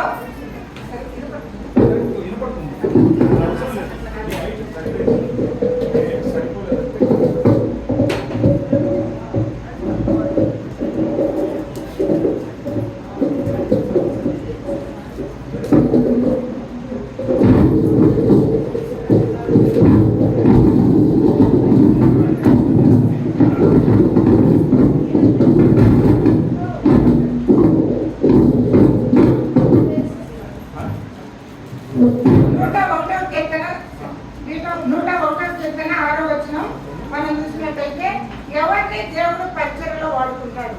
మరి ఈనాడు దేవుని పరిచర్య చేయాలంటే అందరం ఇష్టపడతాం, కానీ ఎట్లుండే వాళ్ళని వాడుకుంటారని చూసినట్లయితే నా యొక్క నివసించినట్లు దేశంలో నమ్మకస్తులైన వారిని నేను కనిపెడుతున్నాను. నిర్దోషమైన మార్గం మీద నడిచేవాడు నాకు పరిచారకుడు. అందుకే దేవుడు ఆమెను ఇశ్రాయేలు ప్రజలకు న్యాయపతిగా నియమించాడు. చూడండి, ఆమె నిర్దోష మార్గంలో నడిచేది. తర్వాత నమ్మకస్తురాలు, దానియాలు నమ్మకస్తుడు, అనన్య నమ్మకస్తుడు, నేమ గ్రంథంలో చూడగలరు. అబ్రహాము నమ్మకస్తుడు, మోషే నమ్మకమైన వాడు తన ఇల్లంతలో. కాబట్టి పిల్లలు ఎవరిని దేవుడు వాడుకుంటారు? నమ్మకస్తులు చాలా ఇంపార్టెంట్. నమ్మకత్వం పని అప్పగిస్తే సంఘంలో నమ్మకంగా చేయాలి. అపనమ్మకస్తులను దేవుడు వాడుకోడు అనమాట. మరి ఆ కాలంలో దెబోరా మరి దేవుని దృష్టిలో నమ్మకస్తురాలుగా ఉంది. ఆమెను దేవుడు న్యాయాధిపతిగా వాడుకుంటున్నాడు అనమాట. మామూలుగా తేనెటీగ నుండి ఎంత మధురమైన తేనె వస్తుందో ఆ తేనెటీగ తన పొండితో ఉంటే చాలా ప్రమాదం కదా. తేనెపట్టుకు చాలా తేనెటీగలు ఉంటాయి అన్నమాట. అవి గుంపుగా కలిసి తేనెను ఉత్పత్తి చేస్తాయి. ఈ తేనెటీగల్లో మనం గమనించినట్టయితే ఒక మంచి గుణం ఉంది, ఐక్యత. అన్ని తేనెటీగలు కలిసి తేనెపట్టులో తేనె తయారు చేస్తాయి. ఒక తేనెటీగ తేనెను తయారు చేస్తే సరిపోతుందే కాదు, ఎన్నో గుంపుగా చేరి తేనెటీగలు తయారు చేస్తాయి అన్నమాట. కాబట్టి వాళ్ళలో ఐక్యత. మరి ఈమె ప్రేమలో కూడా చాలా అందరినీ కలుపుకునే గుణం, ఐకమత్యం, ప్రేమించే గుణం ఈ దెబోరాలో ఉందన్నమాట. 133వ కీర్తన మనం తెలుసు కదా, సహోదరులు సహోదరులు, ఎవరైనా సహోదరులు సహోదరులు ఐక్యత కలిగి ఉండుట ఎంత మనోహరము, ఎంత మేలు. మరి అది ఎలా ఉంటుందంటే తల మీద పోయబడి అహరోను గడ్డ మీదుగా కాడి అతని అంగీల అంచు వరకు దిగజారిన పరిమళ తైలం వలె ఉంటుందంట. అక్కడ ఏముంటుంది? శాశ్వత జీవం ఉంటుంది. ఐక్యత ఉన్న చోట ఆశీర్వాదం ఉంటుంది, శాశ్వత జీవం ఉంటుంది. వీళ్ళారా మనం చూసినట్టయితే ఐక్యత మనోహరమే. ఐక్యత పరిమళ తైలం వల్లే ఉంటుంది. ఐక్యత ఉంటే శాశ్వత జీవం ఉంటుంది, ఆశీర్వాదం ఉంటుంది. అలాగైతే మన కుటుంబాలలో తల్లిదండ్రుల మధ్య ఐక్యత, పిల్లల మధ్య తల్లిదండ్రుల మధ్య ఐక్యత, అన్నదమ్ముల మధ్య ఐక్యత, అక్క చెల్లెల మధ్య ఐక్యత, సంఘంలో సహోదరుల మధ్య ఐక్యత, సహోదరుల మధ్య ఐక్యత, ప్రేమ. ఎంత ఆ ప్రేమ ఐక్యతను మనం కాపాడుకుంటే తర్వాత అది ఎట్లుంటుందంటే పరిమళ తైలం వల్లే సువాసన ఉంటుంది. ఆ కుటుంబం ఐక్యత ఉన్న కుటుంబం ఎంతో పరిమళ వాసనతో నిండి ఉంటుంది. సంతోషం, సమాధానం, శాశ్వత జీవం, దేవుని యొక్క ఆశీర్వాదాలు ఉంటాయి. ఐక్యతను కాపాడుకోవాలి. ఈరోజు దెబోరా జీవితాన్ని వింటున్న మనము, దెబోరా ఆ ఇశ్రాయేల్లో చెదిరిపోయిన వాళ్ళని ఐక్యపరుస్తూ ఉంది. జెబూలూనీయులను, నఫ్తాలీయులను అందరినీ తాబోరు కొండకు, ప్రార్థనా కొండకు నడిపిస్తూ ఉంది. కాబట్టి ఆమె ఐక్యతకు, ఆమె పేరులో ఐక్యత కనిపిస్తూ ఉంది పిల్లలు. అలాగైతే మన కుటుంబాల్లో ఐక్యత ఉందా? ఒకవేళ లేకపోతే ఇప్పుడైనా మనం సమాధానం పెడతాం. ఎవరితో ఎవరికి మనకు విభేదాలున్నా మరి వాక్యం వింటున్న మనము తగ్గించుకొని క్షమించి ప్రేమించే గుణం మనం తెచ్చుకున్నాం. మన ప్రభు తగ్గించుకున్నాడు. మన ప్రభు యేసుక్రీస్తు వారు వేరే మనసు కలిగిన వాడు, తగ్గించుకున్నాడు, ప్రేమించినాడు, క్షమించినాడు. కాబట్టి ఒకరినొకరు క్షమించుకొని ఒకరినొకరు ప్రేమించుకునే వాళ్ళంగా మనం ఉండాలన్నమాట. కాబట్టి ఇక్కడ ఈ తాబోరు కొండకు ఈమె నడిపిస్తూ ఉంది. ఏ న్యాయాధిపతి చేయని కార్యాన్ని ఈమె చేస్తూ ఉంది అనమాట. ప్రార్థనకు అందరినీ ఐక్యపరుస్తూ ఉంది, ప్రార్థనకు అందరినీ సిద్ధపరుస్తూ ఉంది. కాబట్టి తేనెటీగ వలె దెబోరా వలె మనం కూడా ఏక మనసుతో మరి సంఘంలో పరిచయలో మనము ముందుకు రావాలని వాక్యం ద్వారా నేర్చుకుంటున్నాం. ఈ తేనెటీగలకు ముళ్ళులు ఉంటాయి కదా, అవి ఉంటే చాలా ప్రమాదము. అవన్నీ కలిసి ఒక వ్యక్తిని చుట్టుముట్టినాయంటే ఏమైతాయి చెప్పండి? చనిపోయే ప్రమాదం కూడా ఉంది. అందుకని తేనెపట్టును మరి తెచ్చుకోవాలంటే గొంగలి కట్టుకొని అవి తీయడం మరి అవి పుట్టకుండా చేస్తారనమాట. అలాగైతే ఈ కనాను రాజైన యాబీను సేనాధిపతి సీసెరా 920 యుద్ధానికి వచ్చినప్పుడు ఈ దెబోరా ఆయుధం ఏంటంటే ఈ తేనెటీగకు ఎట్లా కొండే ఉండి ఒక వ్యక్తిని సునాయాసంగా చంపగలదో అన్ని కలిపి, అంటే తేనెటీగలన్నీ కలిసి ఐకమత్యంగా ఒక వ్యక్తిని చుట్టుకున్నాయంటే ఆ వ్యక్తి చనిపోయి పడిపోవాల్సిందనమాట. అట్లాగే ఈమె దెబోరా ఏం చేస్తుందంటే ప్రార్థన అనే తాబోరు కొండకు ఇశ్రాయేలును నడిపించి ప్రార్థన అనే ఆయుధం ద్వారా అంత గొప్ప రాజు మరి యాసోన్ రాజు భయంకరమైన రాజు, సైన్యం ఎక్కువ, ఇస్కరేణువులంతా విస్తారమైన సైన్యంతో యుద్ధానికి వచ్చినప్పుడు మరి వాళ్ళ మరి ప్రార్థనా శక్తి ద్వారా వాళ్ళను ఈమె జయించగలిగిందనమాట. మనం ఇక్కడ చూస్తా ఉన్నాం పిల్లలు. కాబట్టి ఈమె విజయత చూపింది, నమ్మకస్తురాలు కాబట్టి ఇశ్రాయేలులకు దేవుని మాటలు ప్రకటించే న్యాయాధిపతిగా ఉంది. ఇశ్రాయేలును ఐక్యపరిచింది, వారిని కలుపుకున్నది, ప్రార్థన చేసి యుద్ధంలో విజయం సాధించినట్టుగా చూస్తూ ఉన్నాం. ఈమె ఇశ్రాయేల్ ప్రజలకు 40 సంవత్సరాలు న్యాయాధిపతిగా ఉన్నట్టు చూస్తూ ఉన్నాం అనమాట. దెబోరా మూడవ మనం చూసినట్లయితే దెబోరా వృకిని ఆమె కుటుంబం కలిగి ఉందన్నమాట. 4:4లోనే మనం ఇప్పుడు చూసినాం కదా. 4వ అధ్యాయము న్యాయాధిపతులు 4వ వచనంలో ఈమె భార్య కుటుంబం కలిగి ఉంది. తర్వాత ఇక్కడ మనం చూసినట్లయితే ఒక గృహిణిగా ఎన్ని పనులు ఉంటాయి చెప్పండి. మనం కూడా స్త్రీలం పొద్దున్న లేచినప్పటి నుంచి రాత్రి వరకు మనకు చాలా పనులు ఉంటాయి కదా. ఆ మొబైల్లో ఒక ఉద్యోగానికే పోతారు, ఒక పనికే పోతారు. మనమైతే ఇంట్లో ఎన్ని పనులు చేయాలి కదా. వాళ్ళకి రిటైర్మెంట్ ఉంది కానీ మనకి రిటైర్మెంట్ ఉండే ఒక తల్లికి ఒక కుమారుడు ఉండాలంట. ఆ కుమారుడు స్కూల్కి వెళ్ళింటే స్కూల్కి వెళ్ళినప్పుడు ఆ పిల్లోడు వాళ్ళ అమ్మని గురించి చెప్తాడంట. టీచర్ పిలిచే మా అమ్మకు 2 చేతులు కాదు చాలా చేతులు ఉన్నాయి. ఏంటి అంటే చాలా చేతులు ఉన్నాయి. 2 చేతులతో లేపుతుంది, 2 చేతులతో బ్రష్ చేపిస్తుంది, ఇంకొక చేతితో తల దుక్కుతుంది, బట్టలు వేస్తుంది, అన్నం పెడతాది. ఎన్ని కదా. ఆ పిల్లోడి దృష్టిలో మా అమ్మకు ఇన్ని చేతులు ఉన్నాయని చెప్పినారంట. కాబట్టి పిల్లలారా మనం కూడా ఈ చేతులతో ఎన్ని పనులు చేస్తూ ఉంటాం అన్నమాట. ఈమె కూడా ఉదయం నుంచి సాయంత్రం వరకు కుటుంబాన్ని జాగ్రత్తగా ఆమె పనుల్లో కుటుంబాన్ని జాగ్రత్తగా చూసుకోవడం ఒక పని. అదే సమయంలో దేవుడు తనకు అప్పగించిన పనిని నమ్మకంగా చేస్తుంది. తర్వాత ఆమె జీవితంలో పవిత్రంగా ఉంది. ఫిబ్రవరి 12-14 వచనంలో మనం చూడగలం కదా. ఏమైంది చెప్పండి? పరిశుద్ధత లేకుండా ఎవడును ప్రభువును చూడడు. కాబట్టి దేవుడు తన మాట చెప్పడానికి ఆమెను సాధనంగా వాడుతున్నాం. కుటుంబ జీవితంలో పవిత్రంగా జీవిస్తుంది, భర్తకు లోపడింది, భర్తకు విధేయత చూపింది, పిల్లలను వాక్య దేవుని క్రమంలో పెంచుతూ ఉంది, కుటుంబంలో పవిత్రంగా ఉంది. కాబట్టి స్త్రీలను మనము దేవుడు వాడుకోవాలంటే చాలా మంది అంటారు లోక సమత, ఇంట గెలిచి రచ్చ గెలుస్తారంట. భర్త దగ్గర మనం సరిగా లేకుండా, మన పిల్లలను సరిగా దేవుని వాక్య క్రమంలో పెంచకుండా మరి దేవుని సంఘానికి వచ్చి ఏం సేవ చేస్తామని చెప్పండి, బయటికి వెళ్ళి ఏం సువార్త చెప్తామని చెప్పండి. దేవుడు మనల్ని వాడుకుంటాడా? వాడుకోడు. మనం చేసే పరిచయం కూడా ఫలించదు. ముఖ్యంగా భర్త దగ్గర నమ్మకం ఉండాలి, విధేయత కలిగి ఉండాలి, గృహాన్ని కట్టుకోవాలి. జ్ఞానవంతురాలు తన ఇల్లు కట్టుకుంటుంది, 3 రాళ్ళు తన చేతులతో తన ఇల్లు కూడా కొట్టుకుంటుంది. సుబుద్ధి అయిన భార్య యెహోవా యొక్క దానం, యోగ్యురాలు తన పెనిమిటి తినేయటం, గుణవతి అయిన భార్య దొరుకుతారు. అది ముఖ్యంగా అమూల్యమైనది. కాబట్టి ఇలాంటి సామెతల గ్రంథంలో చాలా మంది వాళ్ళని మనం చూడగలం. దేవుడు రాయించినాడు. సామెతల గ్రంథం రోజు చదివితే చాలా మేలు. 31 అధ్యాయాలు ఉన్నాయి. నెలంతా కూడా రెగ్యులర్గా మనం చదివే పోర్షన్ బైబిల్ ఉంటుంది. అవి చదువుతూ కూడా మన మాత్రం మనం చదువుతూ రోజు ఒక అధ్యాయం సామెతలు చదివితే మన జీవితాలు, మన వ్యక్తిగత జీవితాలు, మన కుటుంబాన్ని కూడా మనము కట్టుకోవడానికి దేవుడు మనతో మాట్లాడుతుంటాడు పిల్లలాగా. కాబట్టి పరిశుద్ధత లేకుండా దేవుని పరిచర్యలో వాడబడలేమన్నమాట. ఈమె ఏం చేస్తా ఉందంటే 4వ అధ్యాయం 5వ వచనం చూడండి. న్యాయప్రవర్తన గ్రంథం. ఆమె ఎఫ్రాయిమీల మన్నమన్నది రామాకును బేతేలునకు మధ్యనున్న దెబోరా సరళ వృక్షం కింద తీర్పు తీర్చుటకు కూర్చుంటారు అనమాట. ఈమె తీర్పు తీర్చడానికి ఇశ్రాయేలు ఆమె యొద్దకు, అంటే న్యాయం తీర్చడానికి ఇశ్రాయేలు అందరూ ఆమె దగ్గరికి వస్తూ ఉంటారు. తర్వాత ఈమె ఎఫ్రాయిముల మన్య ముందు రామాకు బేతేలుకు మధ్య నివసిస్తుంది. మరి ఈమె ఏ గోత్రానికి చెందిందని చెప్పగలం మనం? చెప్పండి. ఈమె ఏ గోత్రానికి చెందింది? దేవి గోత్రానికి చెందింది. మనము వాక్యంలో గమనించినట్లయితే ఈమె దేవి గోత్రం అన్నమాట. నేను రెఫరెన్స్ చెప్తా, చూసుకోండి మీరు. ఈ దెబోరా దేవి గోత్రికురాలు.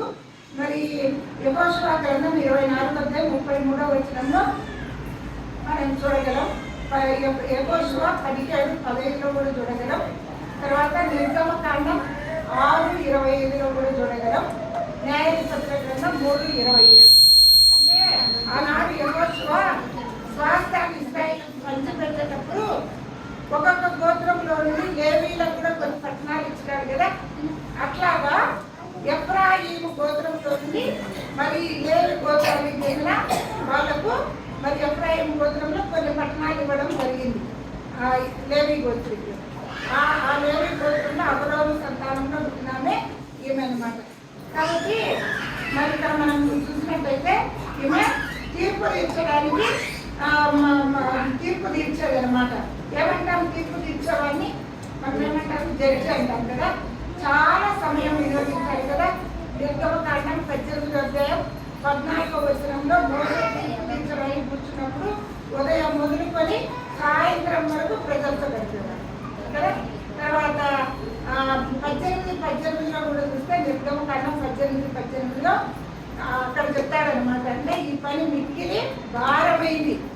తీర్పు తీర్చడం అనే పని మిక్కిలి భారమైంది. పొద్దు నుంచి అందరూ వరుసగా వస్తారు సమస్యలు తీసుకొని, కూర్చొని తీర్పు తీర్చారు. చాలా భారం. కాబట్టి దెబోరా ఎంతో ఓర్పుతో ఈ పని చేస్తుందో మనం గమనిస్తాం అనమాట. భర్త, పిల్లలు, కుటుంబం అంతా ఆమెకు సహకరిస్తున్నారు. ఈనాడు మరి భార్యలకు సహకరించే భర్తలు చాలా కొద్దిగా ఉంటారు కదా. వాళ్ళకి మనం సహకరిస్తారు, కానీ మనకు వాళ్ళు సహకరించాలంటే కష్టమే. చాలా ఏళ్ళ మీద లెక్క పెట్టుకోవచ్చు అనమాట. అందరూ సహాయం అందించలేదు. సేవలో కూడా పరిచయలు కూడా దెబోరాలు వాడుకున్నట్టు ఈనాడు స్త్రీలను దేవుడు ఆత్మతో నింపి వరాలించి వాడుకుంటున్నారు పరిచయలు. కానీ ఎంతమంది భర్తలు సహకరిస్తున్నారు, ఎంతమంది భార్యలను ప్రోత్సహిస్తున్నారు, ఎంతమంది సహాయం చేస్తున్నారు. మరి ఆ విధంగా ఈ లక్ష్మీ రోజు తర్వాత ఈ దెబోరా పిల్లలు కూడా ఆ భార్య పిల్లలు, భర్త పిల్లలందరూ కూడా ఎందుకు సహకరించే వారుగా ఉండాలన్నమాట. అంటే మీ దేవుడి సేవ పట్ల చాలా ఆసక్తి గల కుటుంబం మీ కుటుంబం. తర్వాత మనం గమనించినట్లయితే మరి ఈ మాటలు మనం చూస్తున్నప్పుడు మనము దేవుని పట్ల ఎంత ఆసక్తి కలిగి ఉన్నాం. ఆదివారం అయితే మందిరం నిండా వస్తాం కదా. వాక్య గుడికి వచ్చేసరికి ఒక 25% వస్తారు. ఇంకా ప్రార్థన గుడికి వచ్చేసరికి ఒకరిద్దరు కూడా ఉండదు అనమాట. చాలా తగ్గిపోతాం అనమాట. అయితే దేవుని సన్నిధికి మనం రావాలి. ఆ కుటుంబం ఎంతో మాదిరిగా ఉంది. ప్రభు సేవ చేసే కుటుంబంగా ఉంది. దెబోరా భర్త, పిల్లలు దేవుని కొరకు సమర్పించుకొని సేవ చేస్తున్నారు. మనము మన పిల్లలను కూడా మన కుటుంబం అంతా కూడా ప్రభు పనిలో ప్రభువుని సేవించటలో మరి ఆదివారం గుడికే కాదు, వాక్య గుడికెకు, అలాగే కుటుంబ గుడి, తర్వాత ప్రార్థన గుడికెకు వచ్చి దేవుని కనపరిచే వారంగా ఉండాలని ఈమె జీవితం ద్వారా మనం నేర్చుకుంటున్నాం అన్నమాట. తర్వాత ఈమె సరళ వృక్షం కింద తీర్పు తీరుస్తా ఉంది. సరళ వృక్షము దీనత్వానికి సాదృశ్యం. అంటే ఈమెలో దీన మనసు కూడా ఉంది అన్నమాట. చాలా తగ్గింపు మనసు. యెషయా గ్రంథం 66:2 ఏముంది? ఎవడు దీనుడై నలిగిన హృదయం కలవాడై నా మాట విని వణుకుతుందో వాడినే నేను దృష్టి వస్తుంది. దేవుని దృష్టి ఎవరి మీద ఉంటారు చూడండి. దీన మనసు గెలవాడి మీద ఉంది. దెబోరా ఆయన దృష్టిలో ఉంది. పేతురు మొదటి పత్రిక 5:5 ఏముంది? చిన్నలారా మీరు పెద్దలకు లోపడి నుండి మీరందరూ ఎదుటి వారి ఎడల దీన మనసు అనే వస్త్రము ధరించుకొని మిమ్మల్ని మీరు అలంకరించుకొనుడి. దేవుడు అలంకారాలను ఎదిరించి దీనులకు కృప అనుగ్రహించును. కాబట్టి అందరికి కనపడేది ఏంటి? ఇప్పుడు మనకందరికి కనపడేది వస్త్రం కదా. కనుక మనం చూసినప్పుడు మీరు దీన మనసు గలవాలని తెలుసుకోవాలి. అర్థమైందా? అది దీన మనసు అనే వస్త్రం. మన వస్త్రం ఎట్లా మనం వస్త్రం ధరించుకుంటామో చిరగలుగుతాం కదా. అట్లాగే మన ముఖాలు చూసినప్పుడు, మన ప్రవర్తన చూసినప్పుడు, మన తీరు, మన బిహేవియర్ చూసినప్పుడు వీళ్ళు దీన మనసు గలవారు అని తెలుసుకోవాలి. ఈమె దెబోరాను చూసినప్పుడు అందరికీ ప్రేమ, అసలు చాలా మృదువుగా మాట్లాడుతుంది. దీన మనసు, తగ్గింపు, విధేయత, అన్యాయం, సమస్యలు తీసుకొని వచ్చిన వాళ్ళని ఎంత ప్రేమగా పలకరిస్తుంది, ఎంత ప్రేమగా వాళ్ళ సమస్యలు తీర్చి పంపుతుంది. అందుకనే దేవుడు ఆమె గుణాలను బట్టి, ఆమె యొక్క ప్రవర్తన బట్టి, ఆమె నమ్మకాలను బట్టి ఆమెను ఎన్నుకున్నాడు. పిల్లలు మొదటి పేతురు 5:6 కూడా చూస్తే దేవుడు 5 మొదటి పేరు రాసిన పత్రిక 5వ అధ్యాయం 6వ వచనము చూడండి. దేవుడు తగిన సమయమందు మిమ్మును రక్షించినట్లు ఆయన బలిష్టమైన చేతి కింద దీన మనస్సులై ఉండుడి. అంటే మన మనస్సులో దీనత్వం ఉండాలి. వాక్యంగా అందరికి కూడా అది కనపడాలి అన్నమాట. కాబట్టి దీనత్వం గలవారిగా ఉంటే, దెబోరా దీనత్వం కలిగిన సోదరి కాబట్టి ఆనాడు ఇశ్రాయేలులో దేవుడు దెబోరాని హెచ్చించినాడు అన్నమాట. కాబట్టి మనం కూడా ఎవరం దీన మనసు కలిగి ఉంటామో, ఎవరం తగ్గింపు కలిగి ఉంటామో, ఎవరము విధేయత కలిగి ఉంటామో, ఎవరము మరి నమ్మకస్తులుగా ఉంటామో వాళ్ళను దేవుడు చూసి ఎన్నుకుంటారు తన పరిచర్యలు. చదువులు, డిగ్రీలు, ఆస్తులు, అంతస్తులు, మంచి చీరలు, లేకపోతే బంగారు నగలు, వీటిని చూసి దేవుడు ఎన్నుకోడు. దేవుడు పైరు పని లక్ష్య పెట్టాడు కదా. ఆయన ఏం లక్ష్య పెట్టారు? హృదయాన్ని లక్ష్య పెట్టారు. మన హృదయం బాగుండాలమ్మా. మనము మన హృదయంలో యేసుక్రీస్తు ప్రభువుని ఎరగాలి. ఇంకా ఈ కూడికలో ఎవరైనా యేసు ప్రభువుని ఎరగకుంటే ఒకసారి మరి యేసు ప్రభువును నమ్ముకుంటే మనకు ఆశీర్వాదం అన్నమాట. యేసుక్రీస్తు అందరికీ ప్రభు, అందరికీ ప్రభు. ఒక క్రైస్తవులకే కాదు, ఆ జాతి ఈ జాతి వాళ్ళకే కాదనమాట. యేసుక్రీస్తు యెహోవా అందరికీ ఉపకారి, యేసుక్రీస్తు అందరికీ ప్రభు. మనమైతే ఎట్లున్నామంటే ఏ భేదం లేదు, అందరము పాపం చేసి దేవుడు అనుగ్రహించే మహిమను పొందలేకపోతున్నాం. చాలా ఆస్తులలో, అంతస్తులలో, తర్వాత ప్రాంతాలలో, కులమతాలు ఇట్లలో భేదాలు ఉన్నాయి. కానీ పాపం విషయంలో అందరం పాపం చేస్తాం, భేదం లేకుండా. అయితే మన పాపాలు తీసివేయడానికే యేసుక్రీస్తు ప్రభు పరలోకం నుండి భూలోకానికి దిగి వచ్చినాడు. అవ్వ ఆదాముల ద్వారా వచ్చిన పాపం, ఆజ్ఞ అతిక్రమమే పాపం. పాపం వల్ల వచ్చే జీతం మరణం. అది అగ్ని గంధకములతో మండే గుండం. అయితే ఆ పాపం నుండి మనల్ని విమోచించడానికి ప్రభు యేసుక్రీస్తు వారు ఆయన తను తగ్గించుకొని దీనుడుగా, రిక్తుడుగా, దరిద్రుడుగా, దాసుడుగా ఈ లోకానికి వచ్చినాడమ్మా. ఆ శరీరం అమర్చుకొని కన్య మరియమ్మ గర్భంలో పాపం లేనివాడుగా పుట్టినాడు, పాపం లేనివాడుగా జీవించినాడు. మనందరి లోక పాపమును మోసుకొని పో దేవుని మొదటిగా ఆ కలువరి శిలువలో ఒక్కగానొక్క బలిగా ఆయన అప్పగించబడినాడు. ఆయన ఏ పాపం లేదు. అయితే మన పాపానికి, మన పాపాల కొరకు ఆయన శిక్ష పొందినాడు అన్నమాట. ఆయన చేతుల్లో చీరలు, కాళ్ళలో చీరలు, తలపై ముళ్ళ కిరీటం, పక్కలో బల్లెపోటు, ఇవంతా కొరడా దెబ్బలు. మన అతిక్రమణ కొరకై ఆయన గాయపరచబడ్డాడు. మన దోషమును బట్టి ఆయన నలగొట్టబడ్డాడు. మన సమాధానార్థమైన శిక్ష ఆయన మీద పడింది. మనం ఆయన పొందిన దెబ్బల ద్వారా మనకు స్వస్థత కలిగింది ఇప్పుడు ఇలా. కాబట్టి యేసు ప్రభు నీ పాపాల కొరకు, నా పాపాల కొరకు కలువరి శిలువలో ఒక్కగానొక్కబడిగా వధించబడ్డాడు. ఆయన చనిపోయి సమాధి చేయబడి మరణాన్ని జయించి తిరిగి లేచినాడు. సాతాను ఓడించినాడు, అధికారులను ఓడించినాడు, ప్రధానులను ఓడించినాడు, సాతాను కింద దూతలందరినీ కూడా ఓడించి ఆయన తిరిగి లేచినాడు. మరణమాన్ని ముళ్ళెక్కడ, మరణమాన్ని విజయం ఎక్కడని మరణపు ముళ్ళను విరిచిన దేవుడు యేసుక్రీస్తు ప్రభు. మరణంపై, పాపంపై విజయం పొందిన విజయ వీరుడు. కాబట్టి ప్రభు యేసుక్రీస్తు నందు విశ్వాసం ఉంచడం ద్వారా ఉచిత కృప చేతనే మనకు రక్షణ. ఇక్కడ కాలి ఖర్చుల కాళ్ళ తిప్పట్ల యేసు ప్రభు నేను పాపిని, నన్ను క్షమించు, నీ రక్తంలో నా పాపాలు కడుగు, నా హృదయంలోకి రా తండ్రి అని ఎవరైతే యేసు ప్రభువును హృదయంలోకి ఆహ్వానిస్తారో ఇప్పుడు ఈ క్షణమే ఆయన మన పాపాలను క్షమించి మన హృదయంలోకి వస్తాడు. యేసుక్రీస్తు ప్రభువు ఉన్నవారు ధన్యులు అన్నమాట. ఆయన కలిగి ఉండడం మన భాగ్యం. యేసుక్రీస్తు ప్రభువును నమ్ముకున్న వారే పరలోకానికి పోతారు. యేసుక్రీస్తు ప్రభువును నా హృదయంలో కలిగిన వాడే పరలోకానికి పోతారు. పాప క్షమాపణ పొందిన వారే పరలోకానికి పోతారు. మరి యేసు ప్రభు నమ్మిన వాళ్ళు చనిపోతారు, నమ్మని వాళ్ళు చనిపోతారు. అయితే నమ్మిన వాళ్ళు మన శరీరం మంటికి మన అయిపోతుంది, వాళ్ళ శరీరం మంటికి మన అయిపోతుంది. అయితే నమ్మిన వాళ్ళ ఆత్మ పరలోకం పోతుంది, నమ్మని వాళ్ళ ఆత్మ ఆరనెగ్ని తీరనవాడు. ఇంకా యుగాలు అగ్ని గుండంలో కాదు. కాబట్టి పిల్లగా అలాంటి మరి అగ్నిగుండంలో పడకుండా ఉన్నారంటే యేసు ప్రభు ఎందుకున్నాండి ఇదే మిక్కిలి అనుకూల సమయం, ఇదే రక్షణ దినం.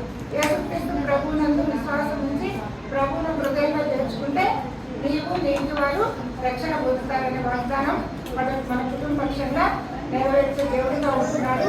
ఇంకా ఈ కుడికడ ఎవరైనా ప్రభువుని నమ్ముకోకుండా ఉంటే పాపాలు ఒప్పుకోకుండా ఉంటే మరి ప్రభువును హృదయంలో చేర్చుకోవాలని, పాపాలు ఒప్పుకొని మరి క్షమించబడి పరలోక రాజ్యానికి వారసులు కావాలని ప్రేమతో మనం చేస్తూ ఉన్నాము.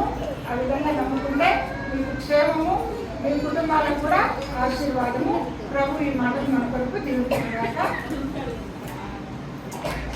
చిన్న మాట ప్రార్థన చేసుకుందాం. పరిశుద్ధుడా ఘనమైన దేవ, మీ బంగారు పాదం వేసి మధ్యాహ్నం కూడా వేలాది స్తోత్రం ఉంటుంది. మరి దెబోరా జీవితంలో 3 విషయాలు మేము ధ్యానించడానికి కృప చూపుతున్నాం. నీ స్తోత్రాలు తల్లి.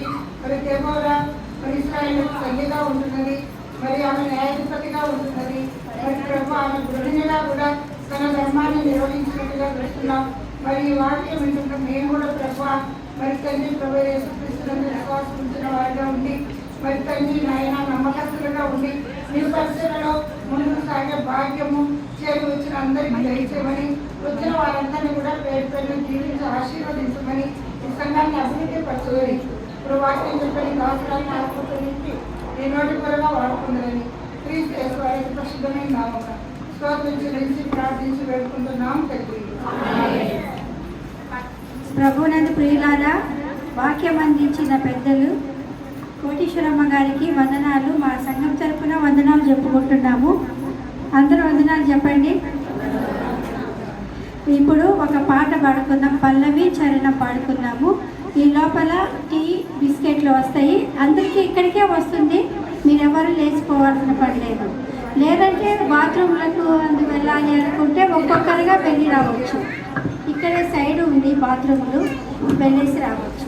ఇప్పుడు ఒక పాట పాడుకుందాం. బ్యూలా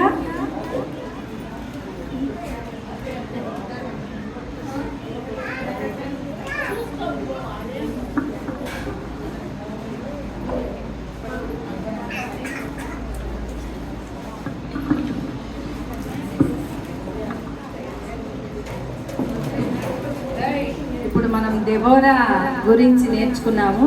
దాని మీదనే ఒక పాట పాడతాం మేము. మీరు కూడా మీకు వస్తే కలిసి పాడదాం. ఓకే? దెబోరా మేలుకొనుము, బారాకు పాట పాడు. దెబోరా మేలుకొనుము, బారాకు పాట పాడు. నిత్య దేవుడు నీ శత్రువులను, నిత్య దేవుడు నీ శత్రువులను నశింపజేయును,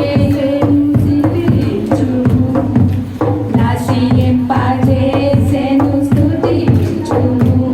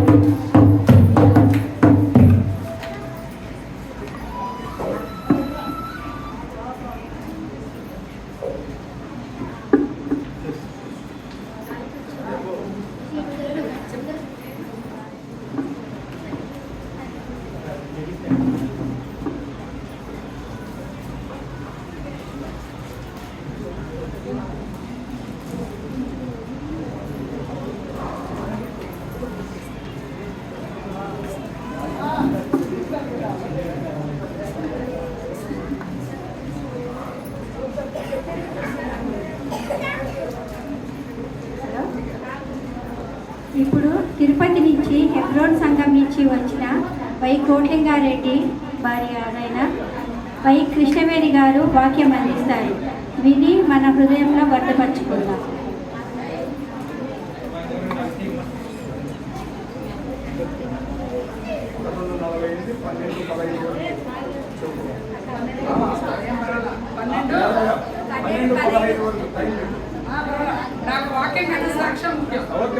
హలో 12:15 వరకు సమయం.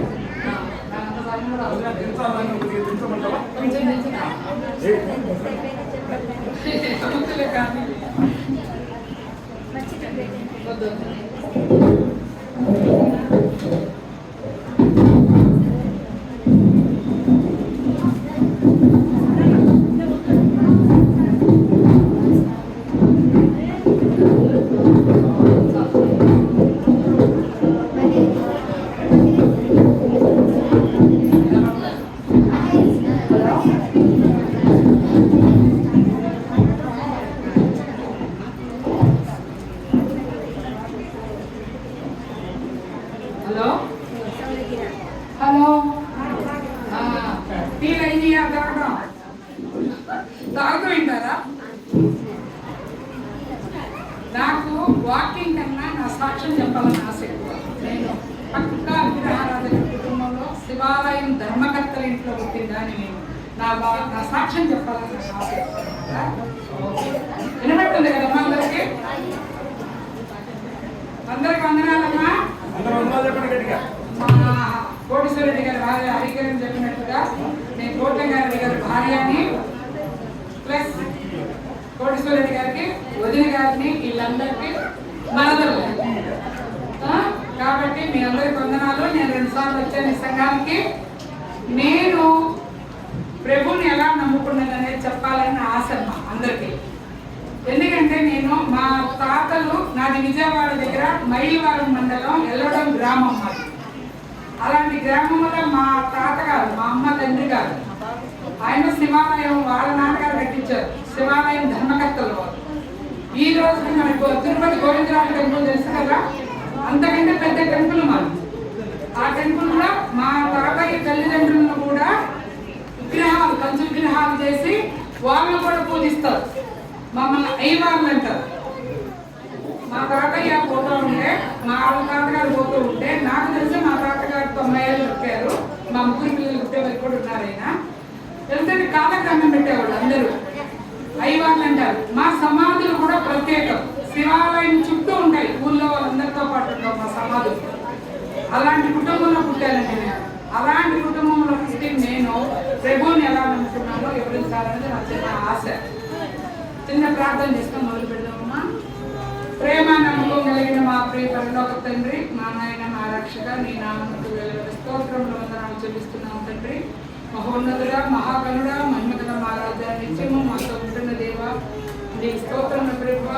ఏ పాటి వారి ప్రభు ఇంతలో కనపడి అందరూ అమ్మాయిన 6 గంటలు మమ్మల్ని ప్రేమించి నీ బిడ్డలుగా, నీ రాజ్యానికి వారసులుగా చేసుకొని నిన్ను గురించి ఎదురించగలుగుటకు నాకు ఇచ్చిన ఈ చిన్నపాటి జ్ఞానాన్ని బట్టి మీకు వందనములు తండ్రి. ఏ పాటి వారం ప్రభు మేము ఆనాడు ప్రభు శిష్యులు అందరూ కూడా చదువులేని పామర్లు ప్రభు, అలాంటి వారిని ఎన్నుకున్నావు తండ్రి. అందుని బట్టి మీకు స్తోత్రములు. నేను కూడా అనుకునే నన్ను కూడా మీ యొక్క ప్రణాళికను మీరు ఏర్పాటు చేస్తున్నందుకే మీకు వందనములు తండ్రి. నాయన ఇదిగో ఈ పాడిపాటి సంఘాన్ని దీవించండి, ఆశీర్వదించండి ప్రభు. కూడి వచ్చిన సహోదరుని అందరినీ దీవించి ఆశీర్వదించండి. ఎవరికి ఏ వాక్యం అవసరమో, ఏ సాక్ష్యం అవసరమో, ఏ మాట ద్వారా మీరు సంధించదలుచుకున్నారో ప్రభు వారిని మీరు సంధించండి.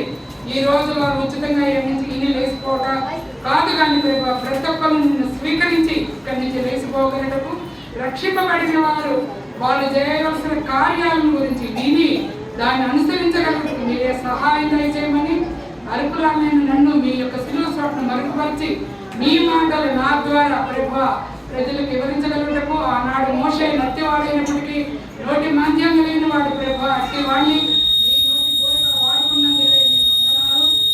అలాగే ప్రభు నన్ను కూడా మీరు వాడుకోమని మా ప్రభు అయిన క్రీస్తు వారి శ్రేష్టమైన నామమున వేడుకొని ప్రార్థన చేస్తున్నాము తండ్రి. ఆమేన్. ఆమేన్. తెలీదు. అడ్రస్లో ఉన్న జనాలు ఆమెన్ ఆమెన్ అది ఆమెన్ చెప్పాలి అందరూ. మా అత్త కొడుకు మా వాళ్ళు వీళ్ళంతా మేనత్త కూతురు. మా నాన్న 5 తమ్ముడు. వాళ్ళలో ఒక అమ్మాయి వీళ్ళ అమ్మగారు. మా నాన్న 4 దగ్గర 4 అమ్మాయిలు ఉన్న 5 ఒక ఆయన పెళ్లి పెట్టలేదు. ఒక ఆయన 4 దగ్గర ఆడపిల్లలు ఉన్నారు. మా అత్తగారిని పోయి అడిగి మా నాన్నగారు పెళ్లి కుదిరించారు. కుదిరించినప్పుడు ఈయన అన్యుడిగానే ఉన్నాడు మా సార్. పెళ్లి కుదిరాక 3-4 ఇయర్స్ గ్యాప్ వచ్చింది మా పెళ్లికి, ఎంగేజ్మెంట్ అయ్యాక. ఆ టైంలో ఆయన ప్రభుని నమ్ముకున్నాడు. కాలేజీలో గొడవల వల్ల ప్రభుని నమ్ముకొని నాకు లెటర్స్ రాస్తూ ఉండేవాడు. ఆయన ప్రభుని నమ్ముకొని నాకు లెటర్ రాసేవాడు, ప్రభుని నమ్ముకో, నేను నమ్ముకున్నా, నువ్వు కూడా నమ్ముకోవాలి. మన పెళ్లి కూడా నా ఎంగేజ్మెంట్ హిందువుల పద్ధతిలో చాలా బాగా జరిగింది. కానీ పెళ్లికి గ్యాప్ వచ్చింది కదా, ఈ గ్యాప్లో ఆయన ప్రభుని నమ్ముకొని క్రిస్టియన్ మ్యారేజ్ కావాలని నాకు లెటర్ రాసేవాడు. మా ఇంట్లో మా అమ్మ హిందువుల దేవాలయంలో ధర్మకర్తలు కదా, వాళ్ళు ఎందుకు ఒప్పుకుంటారు, వాళ్ళు ఒప్పుకోరు. ఈ విషయాలు బహుశా మా ఆడపడుచులు కూడా తెలియకపోవచ్చు. నా సాక్ష్యం బుక్కులు బయట ఉండే కావాలంటే తీసుకుని కదా. కానీ నేను చెప్తున్నా, మా అమ్మ మా అన్నయ్య వారిద్దరూ ఒప్పుకోలేదు, ఈ మ్యారేజ్ రద్దు చేసుకుందామన్నారు. నేను ఒప్పుకోలేదు. ఎందుకు ఒప్పుకోలేదు? 3-4 ఇయర్స్ లెటర్స్ రాసుకున్నాం. అప్పుడు ఫోన్ సౌకర్యం లేదు. అలాంటి టైంలో ఆయన భావాలని నాతో, నా భావాలు ఆయనతో లెటర్ల ద్వారా పంచుకున్నాం. మేము ఇద్దరు పంచుకున్నప్పుడు అరేంజ్ మ్యారేజ్ కాస్త ఆల్మోస్ట్ లవ్ మ్యారేజ్గా మారింది. మారినప్పుడు ఇద్దరు స్ట్రాంగ్గా ఉండాలి. స్ట్రాంగ్గా ఉన్నప్పుడు ఒకటే అన్నాడు, నేను కావాలనుకుంటే నువ్వు క్రిస్టియన్ మ్యారేజ్కు నీ వాళ్ళని ఒప్పించు అన్నాడు. మా నాన్న ఎందుకంటే మేనరుడు అనే ప్రేమతో మా నాన్న ఒప్పుకున్నారు. కానీ మా అమ్మ చాలా కఠినమైన, ఈ రోజుకి రక్షణ లేదా. మా అన్నయ్య కూడా అలాంటి వాడే అనమాట. అలా ఉండి ఈ మ్యారేజ్ రద్దు చేసుకుందాం, మనకు అవసరం లేదన్నాడు. అప్పుడు నేను ఒకటే మాట అన్నాను అనమాట, పెళ్ళి ఎవరితో జరుగుతుంది అనేది ముఖ్యము, అంతేగాని ఏ పెళ్ళి అనేది ముఖ్యం కాదు. అది ముస్లిం పద్ధతిలో జరిగిన, క్రిస్టియన్ పద్ధతిలో జరిగిన, ఇద్దరు ఇష్టమైన సిస్టర్ మ్యారేజ్ చేసుకున్న అది పెళ్ళి. నేను భావం తప్పితే 2 వాళ్ళు చేసుకోను. మీరు ఏదైనా ఏర్పాటు చేసినా కూడా నేను చేసుకోను అని ఖచ్చితంగా చెప్పేశాను. మా అక్క ద్వారా మా నాన్న తెలియజేశారు ఆ విషయాన్ని. అలా నా మ్యారేజ్ అయింది. మేము తిరుపతి, మా వారు ఎంబీఎస్సీ చేయడానికి 2nd ఇయర్లో మేము ఉండాలి. అప్పుడు మేము తిరుపతికి వచ్చాము. వచ్చినప్పుడు ఇలా నేను వాదించాను కానీ యేసుప్రభుని గురించి నాకు అసలు తెలియదు. అస్సలు యేసుప్రభు అంటే ఎవరో నాకు తెలియదు. విగ్రహారాధనలో పుట్టి పెరిగిందాన్ని. ఎట్లంటే పండగ వచ్చిందంటే పార్వతీదేవికి ఈశ్వరుడికి తెచ్చిన బిడ్డలు నా ఓనిలో వాళ్ళకి మొట్టమొదటి కట్టి పార్వతీదేవికి ఆ తర్వాత నన్ను కట్టుకోమని పంపించింది. ఇదేం వాళ్ళరా నాయన, పసుపు కుంకుమ అన్నీ అంటే నా మానేస్తుంది మా అమ్మ అని నేను చాలా బాధపడేదాన్ని. అంత మాత్రమే కాదు, నైవేద్యం వండి రూమ్లో దేవుడి దగ్గర పెట్టి తలుపు దగ్గరికేసి మా బయటకు వచ్చింది. ఎందుకమ్మా తలుపేసి వచ్చాము, దేవుడు ఆగ్రహిస్తాడని. నేను తలుపు తీస్తే నాకు చిన్నప్పటి నుంచి విగ్రహాల మీద డౌట్ ఉండేదండి. నేను మా అమ్మని అడిగాను, ఏమో తలుపు తీసాక ఆ పరమన్నంలో కానీ ఆ కొబ్బరికాయ కొట్టిన ఇంత పెక్కు కానీ ఒక మెతుకు కానీ తగ్గలేదమ్మా, అదేంటి దేవుడు ఎట్లా తిన్నాడు దాన్ని? ఏందమ్మా మీరు చెప్పేది? ఒక విగ్రహాన్ని తీసుకొచ్చి ఎవరో చెక్కిన విగ్రహాన్ని తెచ్చి ఏడబెట్టి దానికి మీరు వండిన నైవేద్యం పెట్టి ఇప్పుడు దేవుడు సృష్టించిన సూర్యుడిని చంద్రుడిని మధ్యాహ్నం సూటిగా చూడలేము మనం. అలాంటిది ఒక దేవుడికి ఈ రూపంలో ఉండాలని కానీ ఆయన చూసి బతకలిని నరుడు ఎవరైనా ఉన్నాడా? మోషే కూడా బండ చోట నుండి చూసేటప్పుడు దేవుడు తన హస్తాన్ని అడ్డుపెట్టి దాటిపోయినట్టుగా మనం చూస్తున్నాం బైబిల్లో.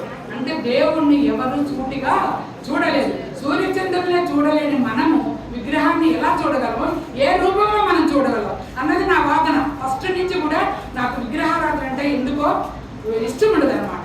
అలా ఇక్కడికి వచ్చాక నేను ఒక వెంకటేశ్వర అంటే గొప్ప దేవుడు అంటున్నారు కదా, ఈ సందిగ్ధంలో నా పెళ్లి జరగకపోతే ఎలాగా అంటే మక్క నది వెంకటేశ్వర మొక్కోవే, ఖచ్చితంగా దేవుడు చేస్తాను. ఆయన రాయే కదా, ఆయన ఎట్లా చేస్తారు అక్కడ? నేను చెప్తున్నాను, నువ్వు నమ్ముకోవే అంటే నా చేతి గ్రీన్ కలర్ రాయి మా నాన్న ఉంగరం చేయించాను. దేవుడా, మా బావతో నా పెళ్ళి అయితే చాలు, నేను ఈ రాయి ఈ ఉంగరాన్ని నీ కొండకు వచ్చి వేసేస్తాను, ఎలాగో తిరుపతే కదా వస్తున్నాను, వేసేస్తానని మొక్కున్నాను. అలాగే వచ్చాక మేము అవసరంకి వచ్చాము. వచ్చేటప్పుడు మా పిన్ని కావల్లో ఉంది, మా పెద్ద పిన్ని. వాళ్ళ ఇంటికా నుంచి ఒక చాప, ఒక బెడ్షీట్, ఒక కంచము, ఒక గ్లాసు, ఒక గిన్నె, ఇద్దరం ఒకే కంచంలో తినేవాళ్ళం, ఒకే సాప్ మీద పెట్టుకున్నాం. అది మా దేవస్థానం. అలా వచ్చినప్పుడు కొండ మీదకి వెళ్ళాలి బావా, ఈ ఉంగరం వేయాలని మొక్కున్నాను అని అంటే ఒక మాట అన్నాడు, ఏ కిట్టి, నా పేరు కృష్ణ కిట్టి అంటారు, కిట్టి వెయ్యి, కానీ 115వ కీర్తన చదివాక నువ్వు వెయ్యి. నీకు చదువులు ఎప్పటి, నేను 6th క్లాస్ వరకే చదివాను. బైబిల్లో పురుషులు చదివినట్లు ఉంది, పౌలు అతి విద్యా ప్రావీణ్యుడు అని ఉంది. అలాగే ఇంకొకళ్ళు ఉన్నారు, చెప్పండి ఎవరు? యేసేపు సకల విద్యా ప్రావీణ్యుడు, మోషే సకల విద్యా ప్రావీణ్యుడు. స్త్రీలు ఎవరు గొప్ప చదువులు చదివినట్టు ఒక షేబా దేశపు రాణి జ్ఞానం కలిగిందని ఉంది, కానీ ఆమె చదువుకున్నట్టు ఎక్కడా లేదు. బైబిల్ చెప్పడానికి కానీ సాక్ష్యం చెప్పడానికి కానీ చదువు అవసరం లేదండి. మా పిల్లలు చదువుకున్నట్టు చదువు మనకన్నా చదువుకున్న వాళ్ళు ఎంతో మంది ఉన్నారు. మా కాలేజీ నుంచి ఒక ప్రొఫెసర్ వచ్చింది, నళిని కుమార్ అని. ఆమెకు నేను సువార్త చెప్తుంటే, ఈ రాజుల గ్రంథాల గురించి ఇదంతా చెప్తుంటే, నీకు చదువు లేదు కదా కృష్ణమేని, నువ్వు ఎలా చెప్తుంటే, నువ్వు పిహెచ్డీ చేయొచ్చు అని. కానీ నేను దేవుడికి మాత్రమే, దేవుడు నాకు జ్ఞానంతో నీకు ఇప్పిస్తున్నాను, నువ్వు కూడా చదువుకున్నావు. నాకు చదువు ఒక్కటి లేదు, కానీ నేను 5 మినిస్టర్కైనా వాకించాను, సువార్త మాత్రమే చెప్తాను. నాకు తెలిసిన సువార్త, విగ్రహాల్లో దేవుడు లేడు అని ఖచ్చితంగా చెప్పగలను. యేసుక్రీస్తు ద్వారా తప్పితే పరలోక ప్రవేశం లేదని ఖచ్చితంగా ఎంత తోడుగా నేను చెప్తాను. నేను భయపడను, ఎందుకంటే మనం నమ్మిన దాన్ని గట్టిగా పట్టుకున్నప్పుడు దాని గురించి చెప్పడానికి ఎందుకు భయం మనకి? పిరికి వారు అవిశ్వాసులు దేవుని రాజ్యంలో ప్రవేశించలేరు అని ఉంది. కాబట్టి మనం పిరికి వారిగా ఎప్పటికీ ఉండకూడదు. అప్పుడు నా భర్త 115వ కీర్తన ఒకసారి చదవండి అమ్మా, అందించండి దయచేసి ఎవరైనా. 15వ కీర్తన 7వ అధ్యాయం చదువు. వారి విగ్రహములు వెండి బంగారువి, 4వ వచనం. వెండి బంగారువి, అవి మనుషుల చేతి పనులు, వాటికి నోరుండి పలకవు, కన్ను నుండి చూడవు, చెవు నుండి వినవు, ముక్కు నుండి వాసన చూడవు, చేతు నుండి ముట్టుకొనవు, పాదము నుండి నడవు, గొంతుకతో మాటలాడవు. వాటిని చేయని వారును వాటి యందు నమ్మికయించు వారందరూ అట్టివారై ఉన్నారు. అది ఈ వాక్యం చదవమంటావు. విగ్రహములు ఎలాంటి అంట? కన్ను నుండి చూడవు, ముక్కు నుండి వాసన చూడు, చెవు నుండి ఈనము. మీలో ఎంతమంది విగ్రహాలు చెక్కారంటే మీరు చూస్తుంటారండి? అలిపేట దగ్గర విగ్రహాలు చెప్తారు, మీరు ఎప్పుడైనా చూసారా? దయచేసి ఒకసారి పోయి ఇక్కడ కూర్చున్న వాళ్ళు ఎవరైనా చూడండి. ఆ రాయి మీద కూర్చొని చెప్తా ఉంటాడు, ఒక బీడీ దాకు డ్రింక్ కేసి చెప్తా ఉంటాడు. దాన్ని తీసుకొచ్చి ప్రాణ ప్రతిష్ఠ చేసి గుళ్ళో పెడుతుంది, దేవుడు అయిపోతాడు. మానవుడు చెప్పిన దేవుడు, రాతిలో దేవుడు ఉంటాడమ్మా. ఇదే మాట ఇంకొక మాట, రోమపత్రిక 1:22 చదువుతున్నా. 1:22 వారి అవివేక హృదయము అంధకారమైన తాము జ్ఞానులమని చెప్పుకొనుచు బుద్ధిహీనులై వారు అక్షయుడకు దేవుని మహిమను క్షేమగు మనుషుల యొక్కయు, పక్షుల యొక్కయు, చతుష్పాద జంతువుల యొక్కయు, పురుగుల యొక్కయు ప్రతిమా స్వరూపముగా మార్చిరి. ఏమన్నారు? వారి అవివేక హృదయం అంధకారమైన. మా తాతయ్య నన్ను వాదించేవాడు అవివేకి, ఎందుకంటే నేను పూజారిని, నేను పోతాను, అందరూ నా కాళ్ళకి దండం పెడతానని అహం అన్నమాట. వారి అవివేక హృదయం అంధకారమైన, వారు జ్ఞానులమని చెప్పుకుంటూ సిగ్గునందుతారు, అంతే కదమ్మా. కాబట్టి వారు క్షయమయ్యే దేవుని యొక్క అక్షయుడకు దేవుని యొక్క మహిమను క్షయమైపోయే మనుషులు, పురుగులు, చతుష్పాద జంతువులు. మనుషులు అంటే సాయిబాబా. ఈ కాళహస్తి గురించి మీకు తెలుసు కదా. కాలం అనగా పాము, హస్తి అనగా ఏనుగు, స్త్రీ అనగా సాలిపురుగు. పురుగు జంతువు ఉంది, ఏనుగు, పురుగు ఉంది, కాలము ఉంది, పాము. ఈ యొక్క ప్రతిమా స్వరూపములుగా మార్చిరి అని ఉందన్నమాట. ఈ రెండు నా భర్త నాకు ఇచ్చాడు, నా ఆత్మీయ తండ్రి నా భర్త అండి. నేను ఎవరి ద్వారా వాక్యం ద్వారా నేను ప్రభుని నమ్ముకోను. నా మ్యారేజ్ రోజు రాత్రి ప్రభుదాస్ రెడ్డి గారి భార్య ఒక మాట అన్నది, నన్ను కూర్చోబెట్టి, అమ్మ నువ్వు అన్ని కుటుంబం నుంచి వస్తున్నావు కదా, నీకు యేసు ప్రభు తెలుసా అని అడిగింది. యేసు ప్రభు ఎవరో నాకు తెలియదు అన్నది. మనమందరం పాపలు మాది. మీరు పట్టణాల్లో ఉండాలి, పాపాలు చేస్తారు, పల్లెల్లో ఉండాలి, పాపాలు చేయరు. ప్రభుదాస్ రెడ్డి గారు అంటే ఎవరో తెలుసా? వైఎస్ రాజశేఖర రెడ్డి గారు సొంత పెద్ద నాన్న. ఆయన ద్వారానే నా భర్త ప్రభుని నమ్ముకున్నారు, మా కుటుంబీకులంతా ప్రభుని నమ్ముకున్నారు. ఆయన భార్య నాకు వాక్యం చెప్పింది, ఆ రోజు నాకు తలకెక్కల. మక్క గెలుతా ఉంది, అవి పెళ్ళికూతురు గమనండి, పెళ్ళికూతురు గమనండి, ఎదురు స్నేహితులు మక్క పక్కన కూర్చొని. నాకు ఎప్పుడైనా సరే నాకు నచ్చని విషయం కానీ, నాకు అది తెలుసుకోవాలి ఉత్సాహం ఉన్నప్పుడు దాన్ని క్వశ్చన్స్ చేస్తూ ఉంటాను. మా ఇంటికి 30 ఏళ్ళ మా పరిచర్యలో సేవకులు అనేక మంది వస్తే కూడా నేను వాళ్ళు చెప్పిన వాక్యాన్ని ఇంటికి వచ్చాక బోధన వర్తిస్తూ నిదానంగా క్వశ్చన్స్ వేస్తాను. వాటిని అడిగి తెలుసుకుంటాను. ఎందుకంటే అది ఎంతవరకు కరెక్ట్, ఏడ ఉంది, దాని ఆధారం చూపించింది. చాలా మంది బైబిల్లో లేని ఉండి ఉండొచ్చు. ప్రామాణిక గ్రంథంలో మనం ఇందాక మా పిన్ని చెప్పినట్టు మిరియాము కూడా ఒక ప్రవక్త అని చెప్పారు కదా. మిరియాము పెళ్ళైనట్టు ఎక్కడా లేదు. ఏదో ఒక గ్రంథంలో రాయబడింది, మోషే ఫ్రెండ్లీ చేసుకున్నాడు అని చెప్తారు. కానీ బైబిల్లో ఎక్కడ రాయల ఆధారం లేని వాటిని మనం నమ్మకూడదు. నేనైతే అసలు అలాగే మిరియాము కూడా ప్రవక్తే, మంచి ప్రవక్తే. తమ్ముడిని పెంచింది, చేసింది, కాపాడింది, తంబూర పట్టుకొని పాటలు పాడింది. 6 లక్షల కాలు బలం కలిగిన ఇశ్రాయేలు అరణ్యంలో మోషే ఆహారంలో తప్పడం ఆమె కూడా నడిపించింది. కానీ చంద్రుడిలో ఒక మచ్చలాగా ఆమె ఏదంటే అక్కడ పన్నీరు పుట్టిలో ఈగ పడితే ఏమైతే కంపు పట్టుద్ది. అలాగే ఆమె జీవితంలో ఒక కంపు ఉంది. ఏది తెలుసా? ఆమె తమ్ముడైన మోషే కూషు దేశం స్త్రీని చేసుకున్నాడని ఆయన విషయంలో సనిగింది. మిరియాము సనిగితే ఏం చేసింది? మోషే సాత్వికుడు కాబట్టి ఇని అన్నట్టు ఉన్నాడు. కానీ దేవుడు చూశాడండి. దేవుడు చూశాడా లేదా? మొత్తాడు. మిరియాముకి ఎక్కడ బైబిల్లో ఆమె పెళ్ళైనట్టు కానీ పిల్లలు పుట్టినట్టు కానీ ఆమె చరిత్ర ఎక్కడ రాయబడలేదు. మీకా గ్రంథంలో అనుకుంటా ఆమె అహరోను మోషే మిరియాము నడిపించింది అనే మాట ఒక చోట వస్తుంది. అంతేగాని ఆమె ఎంతటి ప్రవక్త ఉండొచ్చు, ఎంత వాక్యోపదేశకురాలై ఉండొచ్చు, కానీ మచ్చ ఒక్కటి చాలు జీవితంలో. అది మన జీవితాలను ఏం చేస్తుంది? చూపిస్తుంది. ఎంత అందంగా ఉంటే చందమామ, ఆ మచ్చను మనం ఏం చేస్తాం? అయ్యో మచ్చ ఉంది చందమామలో అంటామా లేదా? చందమామలో మచ్చలుగా ఆ వ్యక్తికి అది ఉందండి అంటాం, అవునా కాదు?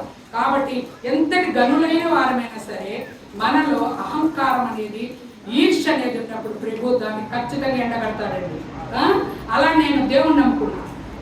నా భర్త నా కోసం వెయిట్ చేసి బాప్టిజం తీసుకోకుండా అప్పటికే ప్రభుని నమ్ముకుంటే కూడా 83 మే 21వ తారీఖు ఒంగోలు జిల్లా ముసీ నదిలో నేను నా భర్త బాప్టిజం తీసుకున్నాను.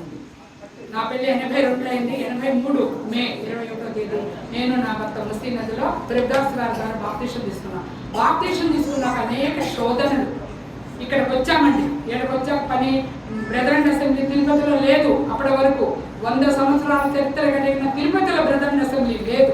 అప్పటికి లేదండి. బ్రదరన్ అసెంబ్లీ తిరుపతిలో లేదు. చుట్టుపక్కల ఉంది. ఇక్కడ ఉంది, వెంకటగిరిలో ఉంది, కానీ తిరుపతిలో లేదు. అప్పుడు పెద్దదాసరెడ్డి గారు, మా బాబాయి పార్రెడ్డి గారు, పెద్దదాసరెడ్డి గారు అప్పుడప్పుడు విజిట్ చేసేవాళ్ళు. మా బాబాయి మా రెండో ఆడపడుచు గారి భర్త గారు ఆయన లెక్చరర్, పేపర్ యాన్యులేషన్కి వచ్చేవారు. ఆయన పార్రెడ్డి గారు మా బావగారు ఒకరు, నా కజిన్. ఆయన పేపర్లో యాన్యులేషన్కి వచ్చినప్పుడు వరే నువ్వు ఎందుకు మీ ఇంట్లో పని ప్రారంభించకూడదురా అన్నాడు. మా ఆయన నుండి మేము చిన్నవాళ్ళు. ఆయనకి ఎంత వయసు? 23, నాకు 21. అలాంటి టైంలో మేమేం పని మొదలు పెడతాం చెప్పండి? పని మొదలు పెట్టడం ధైర్యం లేదు మాకు. అప్పుడు ప్రభుదాస్ గారు చాలా ప్రోత్సహించారు మమ్మల్ని. అరే పట్టుకుంటూ వదలం రా, మన రెడ్లము పట్టుకోవాలా, సేవ చేయాలి నువ్వు. మీ ఇద్దరు యవనస్తులు. నాకు బాప్తిజం ఇస్తూ రూత్ అని పేరు పెట్టారు, నాకు ఆయన జాన్ అని పేరు పెట్టాడు. మీ ఇద్దరు అమ్మ నువ్వు అన్యోన్య కుటుంబంలోంచి వచ్చావు, నువ్వు చక్కగా సేవ చేయాలి, నీ పేరు తగ్గట్టు జీవించాలి, నువ్వు సహకరించి నీ బతకమ్మా అని చెప్పారు. అట్లే అంటున్నాను. పని మా ఇంట్లో 1984 డిసెంబర్లో మా ఇంట్లో ఆరాధన స్టార్ట్ చేశాం. ఆరాధన స్టార్ట్ చేసినప్పుడు మేము అంతకుముందు జూన్లో వచ్చాము ఇక్కడికి. June, July, August, September, October, November, December 6 months ఎక్కడికి ఇక్కడికి ఎంతమ్మా? 70 కిలోమీటర్లు. మానగా ఆరాధన పోయేవాళ్ళం. పిల్లలిద్దరిని తీసుకొని ఆరాధనకి వెళ్ళేదాన్ని. మా వారు నేను 7 గంటలకల్లా బస్ స్టాండ్లో ఉండేవాళ్ళం. సైకిల్ కూడా లేదండి మాకు. సైకిల్ మేము కూరగాయలు కానీ సువార్తకు కానీ పోవాలంటే గంటకు పావలా. అప్పుడు 84లో గంటకు పావలా అద్దె ఇచ్చి మా వారు సైకిల్ తెచ్చేవాడు. ఆ అద్దె సైకిల్ మీద పెద్దమ్మాయిని ముందు కూర్చోబెట్టుకొని వెనక నేను నా చిన్న కూతురు కూర్చుంటే ఎవరు క్రిస్టియన్స్ దొరుకుతారా అని వెళ్ళేవారు వాక్యం చెప్తాను. అలా మా ఇంట్లో ప్రారంభమైంది. ప్రారంభం అయ్యాక జనం రావటం మొదలుపెట్టారు. రేణిగుంట నుంచి, చంద్రగిరి నుంచి వస్తూ ఉండారనమాట.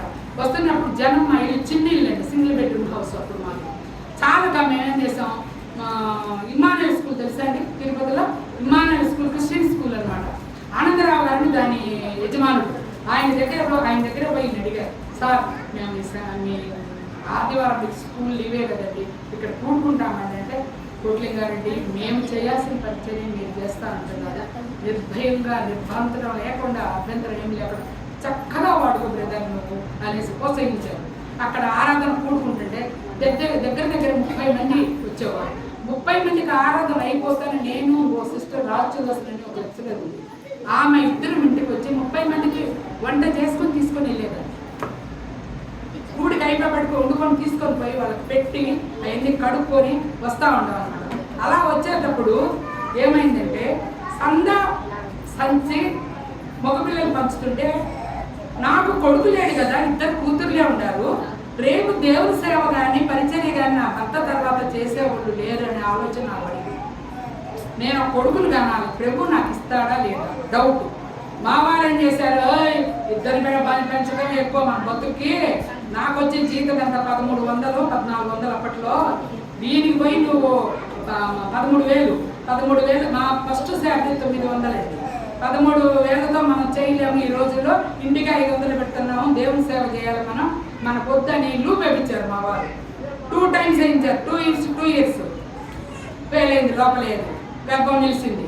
నేను అసలు పట్టించుకోవాలా, సేవ సేవ సేవ, పిల్లలు ఆయనకు ఆఫీసు సేవ, నాకేమో ఇల్లు సేవ. ఇద్దరు ఎక్కడికంటే సాయంకాలం మీద ఇంట్లో ఉండేది లేదు, వెళ్ళిపోయేవారు సేవకి. ఇలా వెళ్తున్న టైంలో ఇది నిలిచిందా నిలవలేదా, లోపల ఉంది కదా ధైర్యంగా ఉండ, ఇంతలా లేవులేండి అప్పుడు, ఇప్పుడంటే 90 kgs ఉండ, అప్పుడు 58 kgs అండి నా వెయిట్, సన్నగా ఉండేదాన్ని. నేను అనుకుని ఏమైనా వీక్నెస్ వల్ల రాలేదు అనుకున్నాను. తీరా 3 నెలలకు తేడా వచ్చింది. ఓ అమ్మ ఇదేదో తేడా ఉంది దీనికని అని టెస్ట్ పోతే ప్రెగ్నెన్సీ అని చెప్పి, మా ఆయన లేదు ఉండడానికి వీళ్ళు తీసేయన్నాడు. ఆమె డాక్టర్ని ఏం తెలివి ఉందా నీకు, నువ్వు వేసుకోకుండా అనుకున్నావు తీయమంటున్నావు ఏంటి, డాక్టర్ మూసుకొని పో వెనక్కన్నది. నేను ఈయన ఏం చేశాడు, ఈ ఊర్లో ఎవరు చేయట్లేదని తీసుకెళ్ళాను మా అమ్మగారి విజయవాడ సమ్మర్ హాలిడేస్. తీసుకెళ్ళి ఇంటికాడ వదిలేస్తే మా అమ్మకి మా నాన్న ఖచ్చితంగా చెప్పాడు, అబార్షన్ చేసి నా ఇంటికి పంపండి అని చెప్పేసి. భయపడికే మా అమ్మ అన్నదేమి, నాకు 2 తర్వాత కొడుకు పుట్టాడు, మీ అత్తకి 2 తర్వాత కొడుకు పుట్టాడు, నీకు కూడా పుడతాడేమో ఉంచుకోగా కొడుకు, నాకు ఆశ ఉంది కదా నా కొడుకు పుట్టాలి, సంతాసంచి పట్టాలనేసి. వస్తే లేదని జరుగుతాడు భయానికి. 5వ నెల వచ్చేవరకు రాలని ఆడే ఉండిపోయినా. 5వ నెల వచ్చాను. అప్పుడు 5వ నెల వచ్చాక సుఖవాణి అని ఒక డాక్టర్ ఉండేది, మా హరికి కూడా 2 కాంపులు ఆమె చేసింది. ఆ డాక్టర్ దగ్గరికి టెస్ట్ కనిపోతే ఆమె అన్నది, ఏంటి ఈ రోజు దగ్గర మళ్ళీ వచ్చినావు, ఏమంటే నేను లూపుండి గర్భం నిలిస్తే వాడు గుడ్డోడు పుట్టే నేనే అడుగుతుంది తల్లి, ముందు అదేదో కథ స్కానింగ్ చేయి తల్లి మహాతల్లి, నేను ధైర్యంగా ఉండగలుగుతాను అన్న. స్కానింగ్ రాసింది. ఆడిపోతే సుధాకర్ రెడ్డి అని క్లోజ్ ఫ్రెండ్ ఒక ఆయన స్కానింగ్ చేస్తాడు. నేను మా వారికి సైడ్ చేశాను, ఎంతమంది పిల్లలని కానీ ఏ పిల్లలని కానీ చెప్పామంటే మరి అంత ఉండదు, నువ్వు చెప్పొద్దు, వాడు చెప్పాలి ఏమనేది నువ్వు చెప్పొద్దన్న. ఆయన స్కాన్ చేస్తూ కొట్లే గారు నీ కొడుకు ఇట్ట గంతలు వేస్తున్నాడు అన్నాడు. దేవునికి స్తోత్రం. ఇంటికి వస్తామే మా వారు అండర్లైన్ చేశాడు, శీల అంటే ఇంగ్లీష్లో సైలెస్. పౌరుశీలను ప్రార్థించగా సరసాల పాటలు పాడక సరసాల బద్దలైపోయింది. ఆ వాక్యములో ఆ పేరుని ఎప్పుడు అండర్లైన్ చేశాడు నా భర్త. నిజంగా అలాంటి కృపావరం కలిగిన వాడు నా కుమారుడు. పాటలు బ్రహ్మాండంగా పాడతాడు, అన్ని రకాల వాయిద్యాలు వంచుతాడు, వాక్యం ఆరాధనలో చెప్తాడు, దేవుని బిడ్డలకు ఇస్తాడు, దేవుని సేవకి ఇస్తాడు. అలాంటి కుమారుడు నాకు అనుగ్రహించాడు. ఇలాంటి టైంలో ఎన్నో శోధనలండి. హెబ్రోన్ సంఘం చుట్టుపక్కల 16 సంఘాలు స్థాపించుటకు నా భర్తను దేవుడు వాడుకున్నాడండి, నా కుటుంబాన్ని వాడుకున్నాడు. నాకు 2 కుమార్తెలు. నాకు చదువు లేదు, చాలా హీనంలో మాటలు పడ్డాను, చదువు లేదనేసి. నా బిడ్డలు చదువుకోవాలనే పట్టుదలతో నేను పెద్దమ్మాయి ఎంఎస్ఐ ఇక్కడ చదివింది, అమెరికాలో ఎంఎస్ చేస్తుంది, బీటెక్ ఇక్కడ చదివింది. 2వ అమ్మాయి బీటెక్ ఇక్కడ చేస్తుంది, ఎంఎస్ ఆస్ట్రేలియా చేస్తుంది. 2 ఎంఎస్. ఇవాళ 2 అమ్మాయిలు అల్లుళ్ళు చక్కగా సెటిల్ అయిపోయారు, సొంత ఇల్లు కట్టుకున్నారు. ప్రభు కృప వాళ్ళకుండా దాంట్లో వాళ్ళు ప్రశాంతంగా బతుకుతున్నారు. మా చిన్నమ్మాయి భర్త సంఘ పెద్దలుగా అక్కడ ఉన్నారు. 2వ అమ్మాయి కీర్తన మా పేరు, పెద్దమ్మాయి పేరు సలోమి.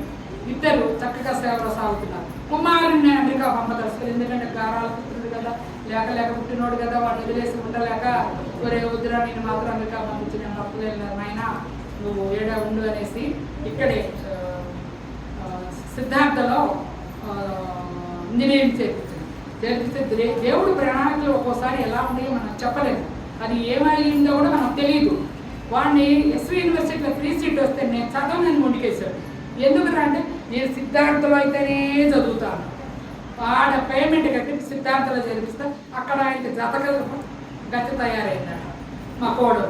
దేవుడు ఏర్పాటు ఉంది కాబట్టి ఆడ నుంచి ఏడ తీసుకొచ్చాడు. వాళ్ళ నాన్న అయితే డబ్బులు లేవురా, నేను చదివిలేనురా, బీటెక్ నుంచి ఏడ పెడుతుండ్రా డబ్బులు అంటే నా సపోర్ట్ బాగుంటుంది నా కొడుకు. పోవయ్య నాయన ఒక్కగానో ముద్దులు కొడుకు వాడు చదువుతానన్న కాదు చదివినట్ట ఉండు అని నేను నా బంగారం బ్యాంకులో పెట్టి తీసుకొచ్చి వాటి డబ్బు కట్టి సిద్ధార్థ చదివిస్తే అక్కడ ఉషా అనే ఒక పాప పరిచయం. ఆ అమ్మాయి హిందువురాలు, మా వాళ్ళ అమ్మాయే కానీ హిందువులు అయితే ఆ అమ్మాయి మాత్రం ప్రభుత్వ విశ్వాసం ఇచ్చింది. ఇంటర్ నుంచి ఆ అమ్మాయి క్రిస్టియన్ కాలేజీలో చదివింది. క్రిస్టియన్స్ అంటే ఇష్టం. ఈ సన్నికి మా బాబు సన్ని అంటారు, శైలేష్ కదా పేరు, శైలేష్ అభిషేక్ రెడ్డి మా వాళ్ళ పేరు. అయితే వాళ్ళిద్దరికి ఇష్టపడ్డప్పుడు మా సార్ అస్సలు ఒప్పుకోవాలి మ్యారేజ్కి. ఎందుకు ఒప్పుకోవాలా? వాళ్ళు అన్నిలో నేను ఒప్పుకోనంటే ఒప్పుకోను అన్నాడు. నేనన్నా నేను అన్ని రాలి కాదా, నేను రాలేదా, ఇంత సేవ నేను చేయలేదా, ఇంత పనికి నేను నీకు సహకరించలేదా? నా 30 ఏళ్ళ ప్రార్థన మా నాన్నగారు ప్రభువుని నమ్ముకున్న ప్రభు తండ్రి చేయాలండి. మా అమ్మ నమ్ముకోలేదు కానీ మా నాన్న నమ్ముకున్నాడు. ఈరోజు మా ఆడబిడ్డలు చేసే ప్రార్థన అయితే, మేము చేసే ప్రార్థన అయితే మా అందరి బంధువులు ఒకళ్ళే కదా. కాబట్టి మా నాన్నలు 5 అన్నదమ్ముల్లో ఒక ఆయన పెళ్లి చేసుకోలేదన్నా కదా, ఆయన ప్రభు నరకానికి వెళ్ళిపోయాడు. కథ 4 ఒక్కొక్క కుటుంబంలో ఒక్కొక్కరు ప్రభువుని నమ్ముకున్నారండి. ఆశ్చర్యకరమైన విషయం. అందరు నమ్ముకోలేదు, ఒక్కొక్క కుటుంబంలో ఒక్కొక్కరు ప్రభు నమ్మారు. ఇక ముందు కాలంలో కూడా వాళ్ళు నమ్ముకుంటారనే ఒక నిరీక్షణ మాకు ఉందన్నమాట. కాబట్టి ప్రభు నమ్ముకున్నాక ఎన్నో సమస్యలు వచ్చినాయండి మాకు కూడా.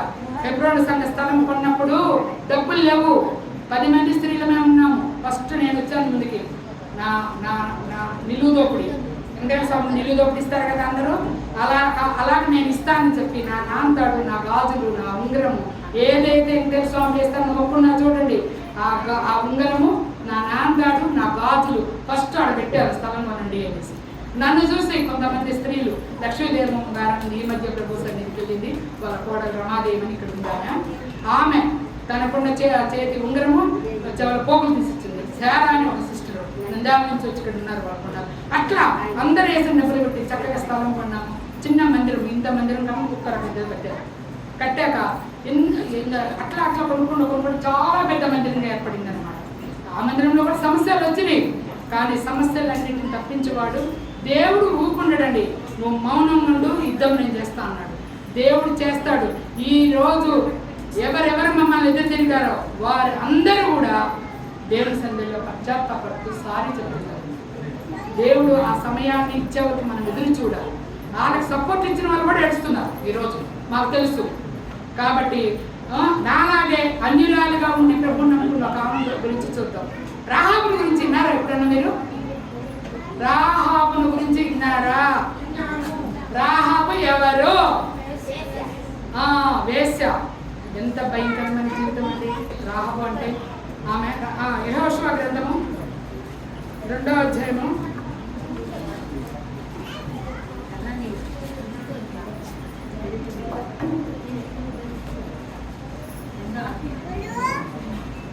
యెహోషువ గ్రంథం 2వ అధ్యాయం. నూను కుమారుడైన యెహోషువ ఏగుల వారిని 2 మనుషులను పిలిచి, మీరు పోయి ఆ దేశంలో ముఖ్యంగా ఎరుకోడు చూడండి వారితో చెప్పి, కిత్తీము నొద్ద నుండి వారిని రహస్యముగా పంపిణీ. కిత్తీము నొద్ద నుండి రహస్యముగా పంపిణీ. వారు వెళ్ళి రాహాబు అను ఒక వేశ్య ఇంట చేరి అక్కడ దిగగా దేశం నుండి ఏగు చుట్టూ ఇశ్రాయేలు నుండి మనుషులు రాత్రి వేళ ఇక్కడికి వచ్చారని. ఇదంతా మనకి చెప్పడానికి సమయం చాలదండి, నేను చెప్తున్నాను వినండి. ఈమె ఒక వేశ్య. అయితే ఏమేం చేస్తుంది, వీళ్ళు వెళ్ళినప్పుడు మనం 2వ అధ్యాయము 9వ వచనం చూస్తే మనకు తెలుస్తుంది ఏమనుందంటే అక్కడ యెహోవా ఈ దేశమును మీకు ఇచ్చుచున్నాడనియు, మీ వలన మాకు భయము పుట్టుననియు, మీ భయము వలన ఈ దేశ నివాసులందరికీ ధైర్యము చెడుననియు నేను ఎరుగుదును. కాబట్టి ఆమెకి ఏం చేసిందండి, లేగు చూడటానికి వచ్చారు. లేగు చూడటానికి వచ్చినంత చెప్తుంది, పేరుకు వేసా కానీ ఆమె ఏమి విన్నదండి. మీ దేవుడు మీకు చేసిన కార్యాలని నేను విన్నాను, ఈ దేశం మీకు ఇస్తాడని నేను నమ్ముచున్నాను. మీ పరాక్రమం విన్నప్పుడు ఈ దేశపు ప్రజలకు ఏమైందంట, ధైర్యము చెడినదంట. ఒక మనిషి మీదకి యుద్ధానికి పంపడం మనం తట్టుకోగలమా లేదా అని అనుకున్నప్పుడే మనం అమ్మో వాళ్ళ జోలి పోతే ఇప్పుడు మన వల్ల కాదనుకున్నప్పుడు మనం వెనక జరుగుతాం. అలాంటి స్థితిలో అది ఉందని ఆమె గ్రహించింది. రాహాబు పేరుకు వేసి అన్యురాలే, కానీ ఆమె చేసింది విన్నది. ఎవరి గురించి? యెహోవా దేవుడు చేసిన ఆశ్చర్య కార్యాల గురించి ఆమె విన్నది. మనమేమి ఎవరిమైనా ఏమి వినాలి? రోమా 10:17 చదువు. రోమా 10:17. రోమా 10:17. వినుట వలన విశ్వాసము కలుగును, వినుట క్రీస్తు యేసు మాటలు వినవలెను. వినకపోతే మనకేం తెలుస్తుందమ్మా? ఏ సంగతి అయినా వినాలి. వినకుండా మన ఇంట్లో మనం కూర్చుంటే మనకేమి తెలుస్తుంది? చర్చగా రాకపోతే మనకెట్లా తెలుస్తుంది? తెలియదు కదా. ఏ విషయమని ఇప్పుడు టీవీ పెట్టుకుంటున్నాము, వార్తలు వింటున్నాం, లడ్డూ సంగతి బద్దలైపోయింది. అర్థమైందా? కాబట్టి ఎంతో ఉదరగొట్టారు, కానీ దేవుడు అన్యాయస్తుడు కాదు. కాబట్టి అంతటి ముఖ్యమంత్రి గారు బహిరంగంగా ఒప్పుకోండు, నేను నా 4 గోడల మధ్య నేను బైబిల్ చదువుతాను అన్నాడు. కాబట్టి ఈ రోజు చాలా మంది చర్చలకు వస్తా బైబిల్ లేకుండా వస్తారండి. వాళ్ళ సిగ్గు. ఎందుకంటే సిగ్గుపడవలసిన అవసరం? మనం తప్పు చేస్తామా? విచారం చేస్తే భయపడాలా? దొంగతనం చేస్తే భయపడాలా? ఒకరితో ఆశిస్తే భయపడాలా? ఇంకేదైనా చేస్తే భయపడాలా? మనం చర్చకు వస్తున్నాం, పరిశుద్ధ దేవాలయానికి వస్తున్నప్పుడు మనం భయపడవలసిన అవసరమే లేదు.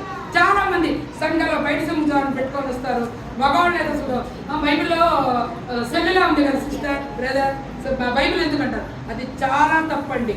గుడికి వెళ్ళేవాడు కొబ్బరికాయ లేకుండా పోతాడండి, వాడు కదా. సందాయడానికి డబ్బులు లేకుండా వాడు కదా. మరి మనం ఎందుకంటే బైబిల్ దాచిపెట్టుకోవాలి? జీవం కలిగిన దేవుడి గురించి ఇంతగా వివరిస్తున్నప్పుడు దాన్ని వినుటకు మనం వెళ్ళేటప్పుడు మనం బైబిల్ సంఖ్యలో పెట్టుకోవాల్సిన అవసరం ఉందండి. ధైర్యం ఉండాలి. ధైర్యంగా వచ్చి మనసు పెట్టి వినాలి. ఏం వినాలి? వినుట యేసుక్రీస్తుని గురించిన మాటలు వినాలి అన్నమాట. అది విన్నప్పుడు ఏమైంది? మనం వాళ్ళ మనోనేత్రములు వెలిగించబడును. మనోనేత్రం అంటే ఏంటమ్మా? మనిషికి ఎన్ని నేత్రాలు ఉంటాయి? ఎన్ని నేత్రాలు ఉంటాయి? 3 ఉంటాయి. ఇక్కడ మనం మనోనేత్రం అంటే ఈ 2 నుంచి చెప్పొచ్చు కదా. 2 మనోనేత్రం అనేది అది మన హృదయంలో ఉంటుంది. ఆ మనోనేత్రం ఇప్పుడు నువ్వు ఇక్కడ కూర్చొని అబ్బా ఇంటికాడ ఏం జరుగుతుందో ఏమో, లేదా నేనున్నాను, మా ఊరు ఎంత దూరం పెడికి 500 కిలోమీటర్ల పైన ఉంది, అబ్బా మా ఇల్లు, మా పరిసర ప్రాంతాలు, మా అమ్మ, నాకు ఒక్కసారి ఊహించుకుంటే అన్ని మెదడులోకి వచ్చేస్తాయి. అదే మనోనేత్రము. ఆ మనోనేత్రం ఏం చేస్తుంది? గుడ్డితనం కలిగిస్తా ఉంది. వెనుకోకుండా సాతాను ఏం చేస్తున్నాడు? గుడ్డితనం కలిగిస్తున్నాడు. ఆ మనోనేత్రం వెలిగించబడాలి అంటే దేవుని సన్నిధికి రావాలి, దేవుని మాట వినాలి. ఇదేది క్రీస్తు యేసుని గురించి మాటలు ముసల్మాన్ ముచ్చట్లు వినడానికి కాదు. ఆర్గి మీద కూర్చొని పగలంతా మన టైం వ్యర్థం చేసుకుంటాం. కానీ అలా కాదు, యేసుక్రీస్తుని గురించి వినాలి, విశ్వసించాలి. అప్పుడు మనం దేవుని బిడ్డలుగా తీర్చబడతాం. ఈ రాహాబు ఎలా తీర్చబడింది ఇందామంటే 7:17-21 చదువమ్మా. యెహోషువ గ్రంథం 2:17. ఆ మనుష్యులు ఆమెతో ఇట్లనిది, ఇదిగో మేము ఈ దేశమునకు వచ్చు వారము కనుక నీవు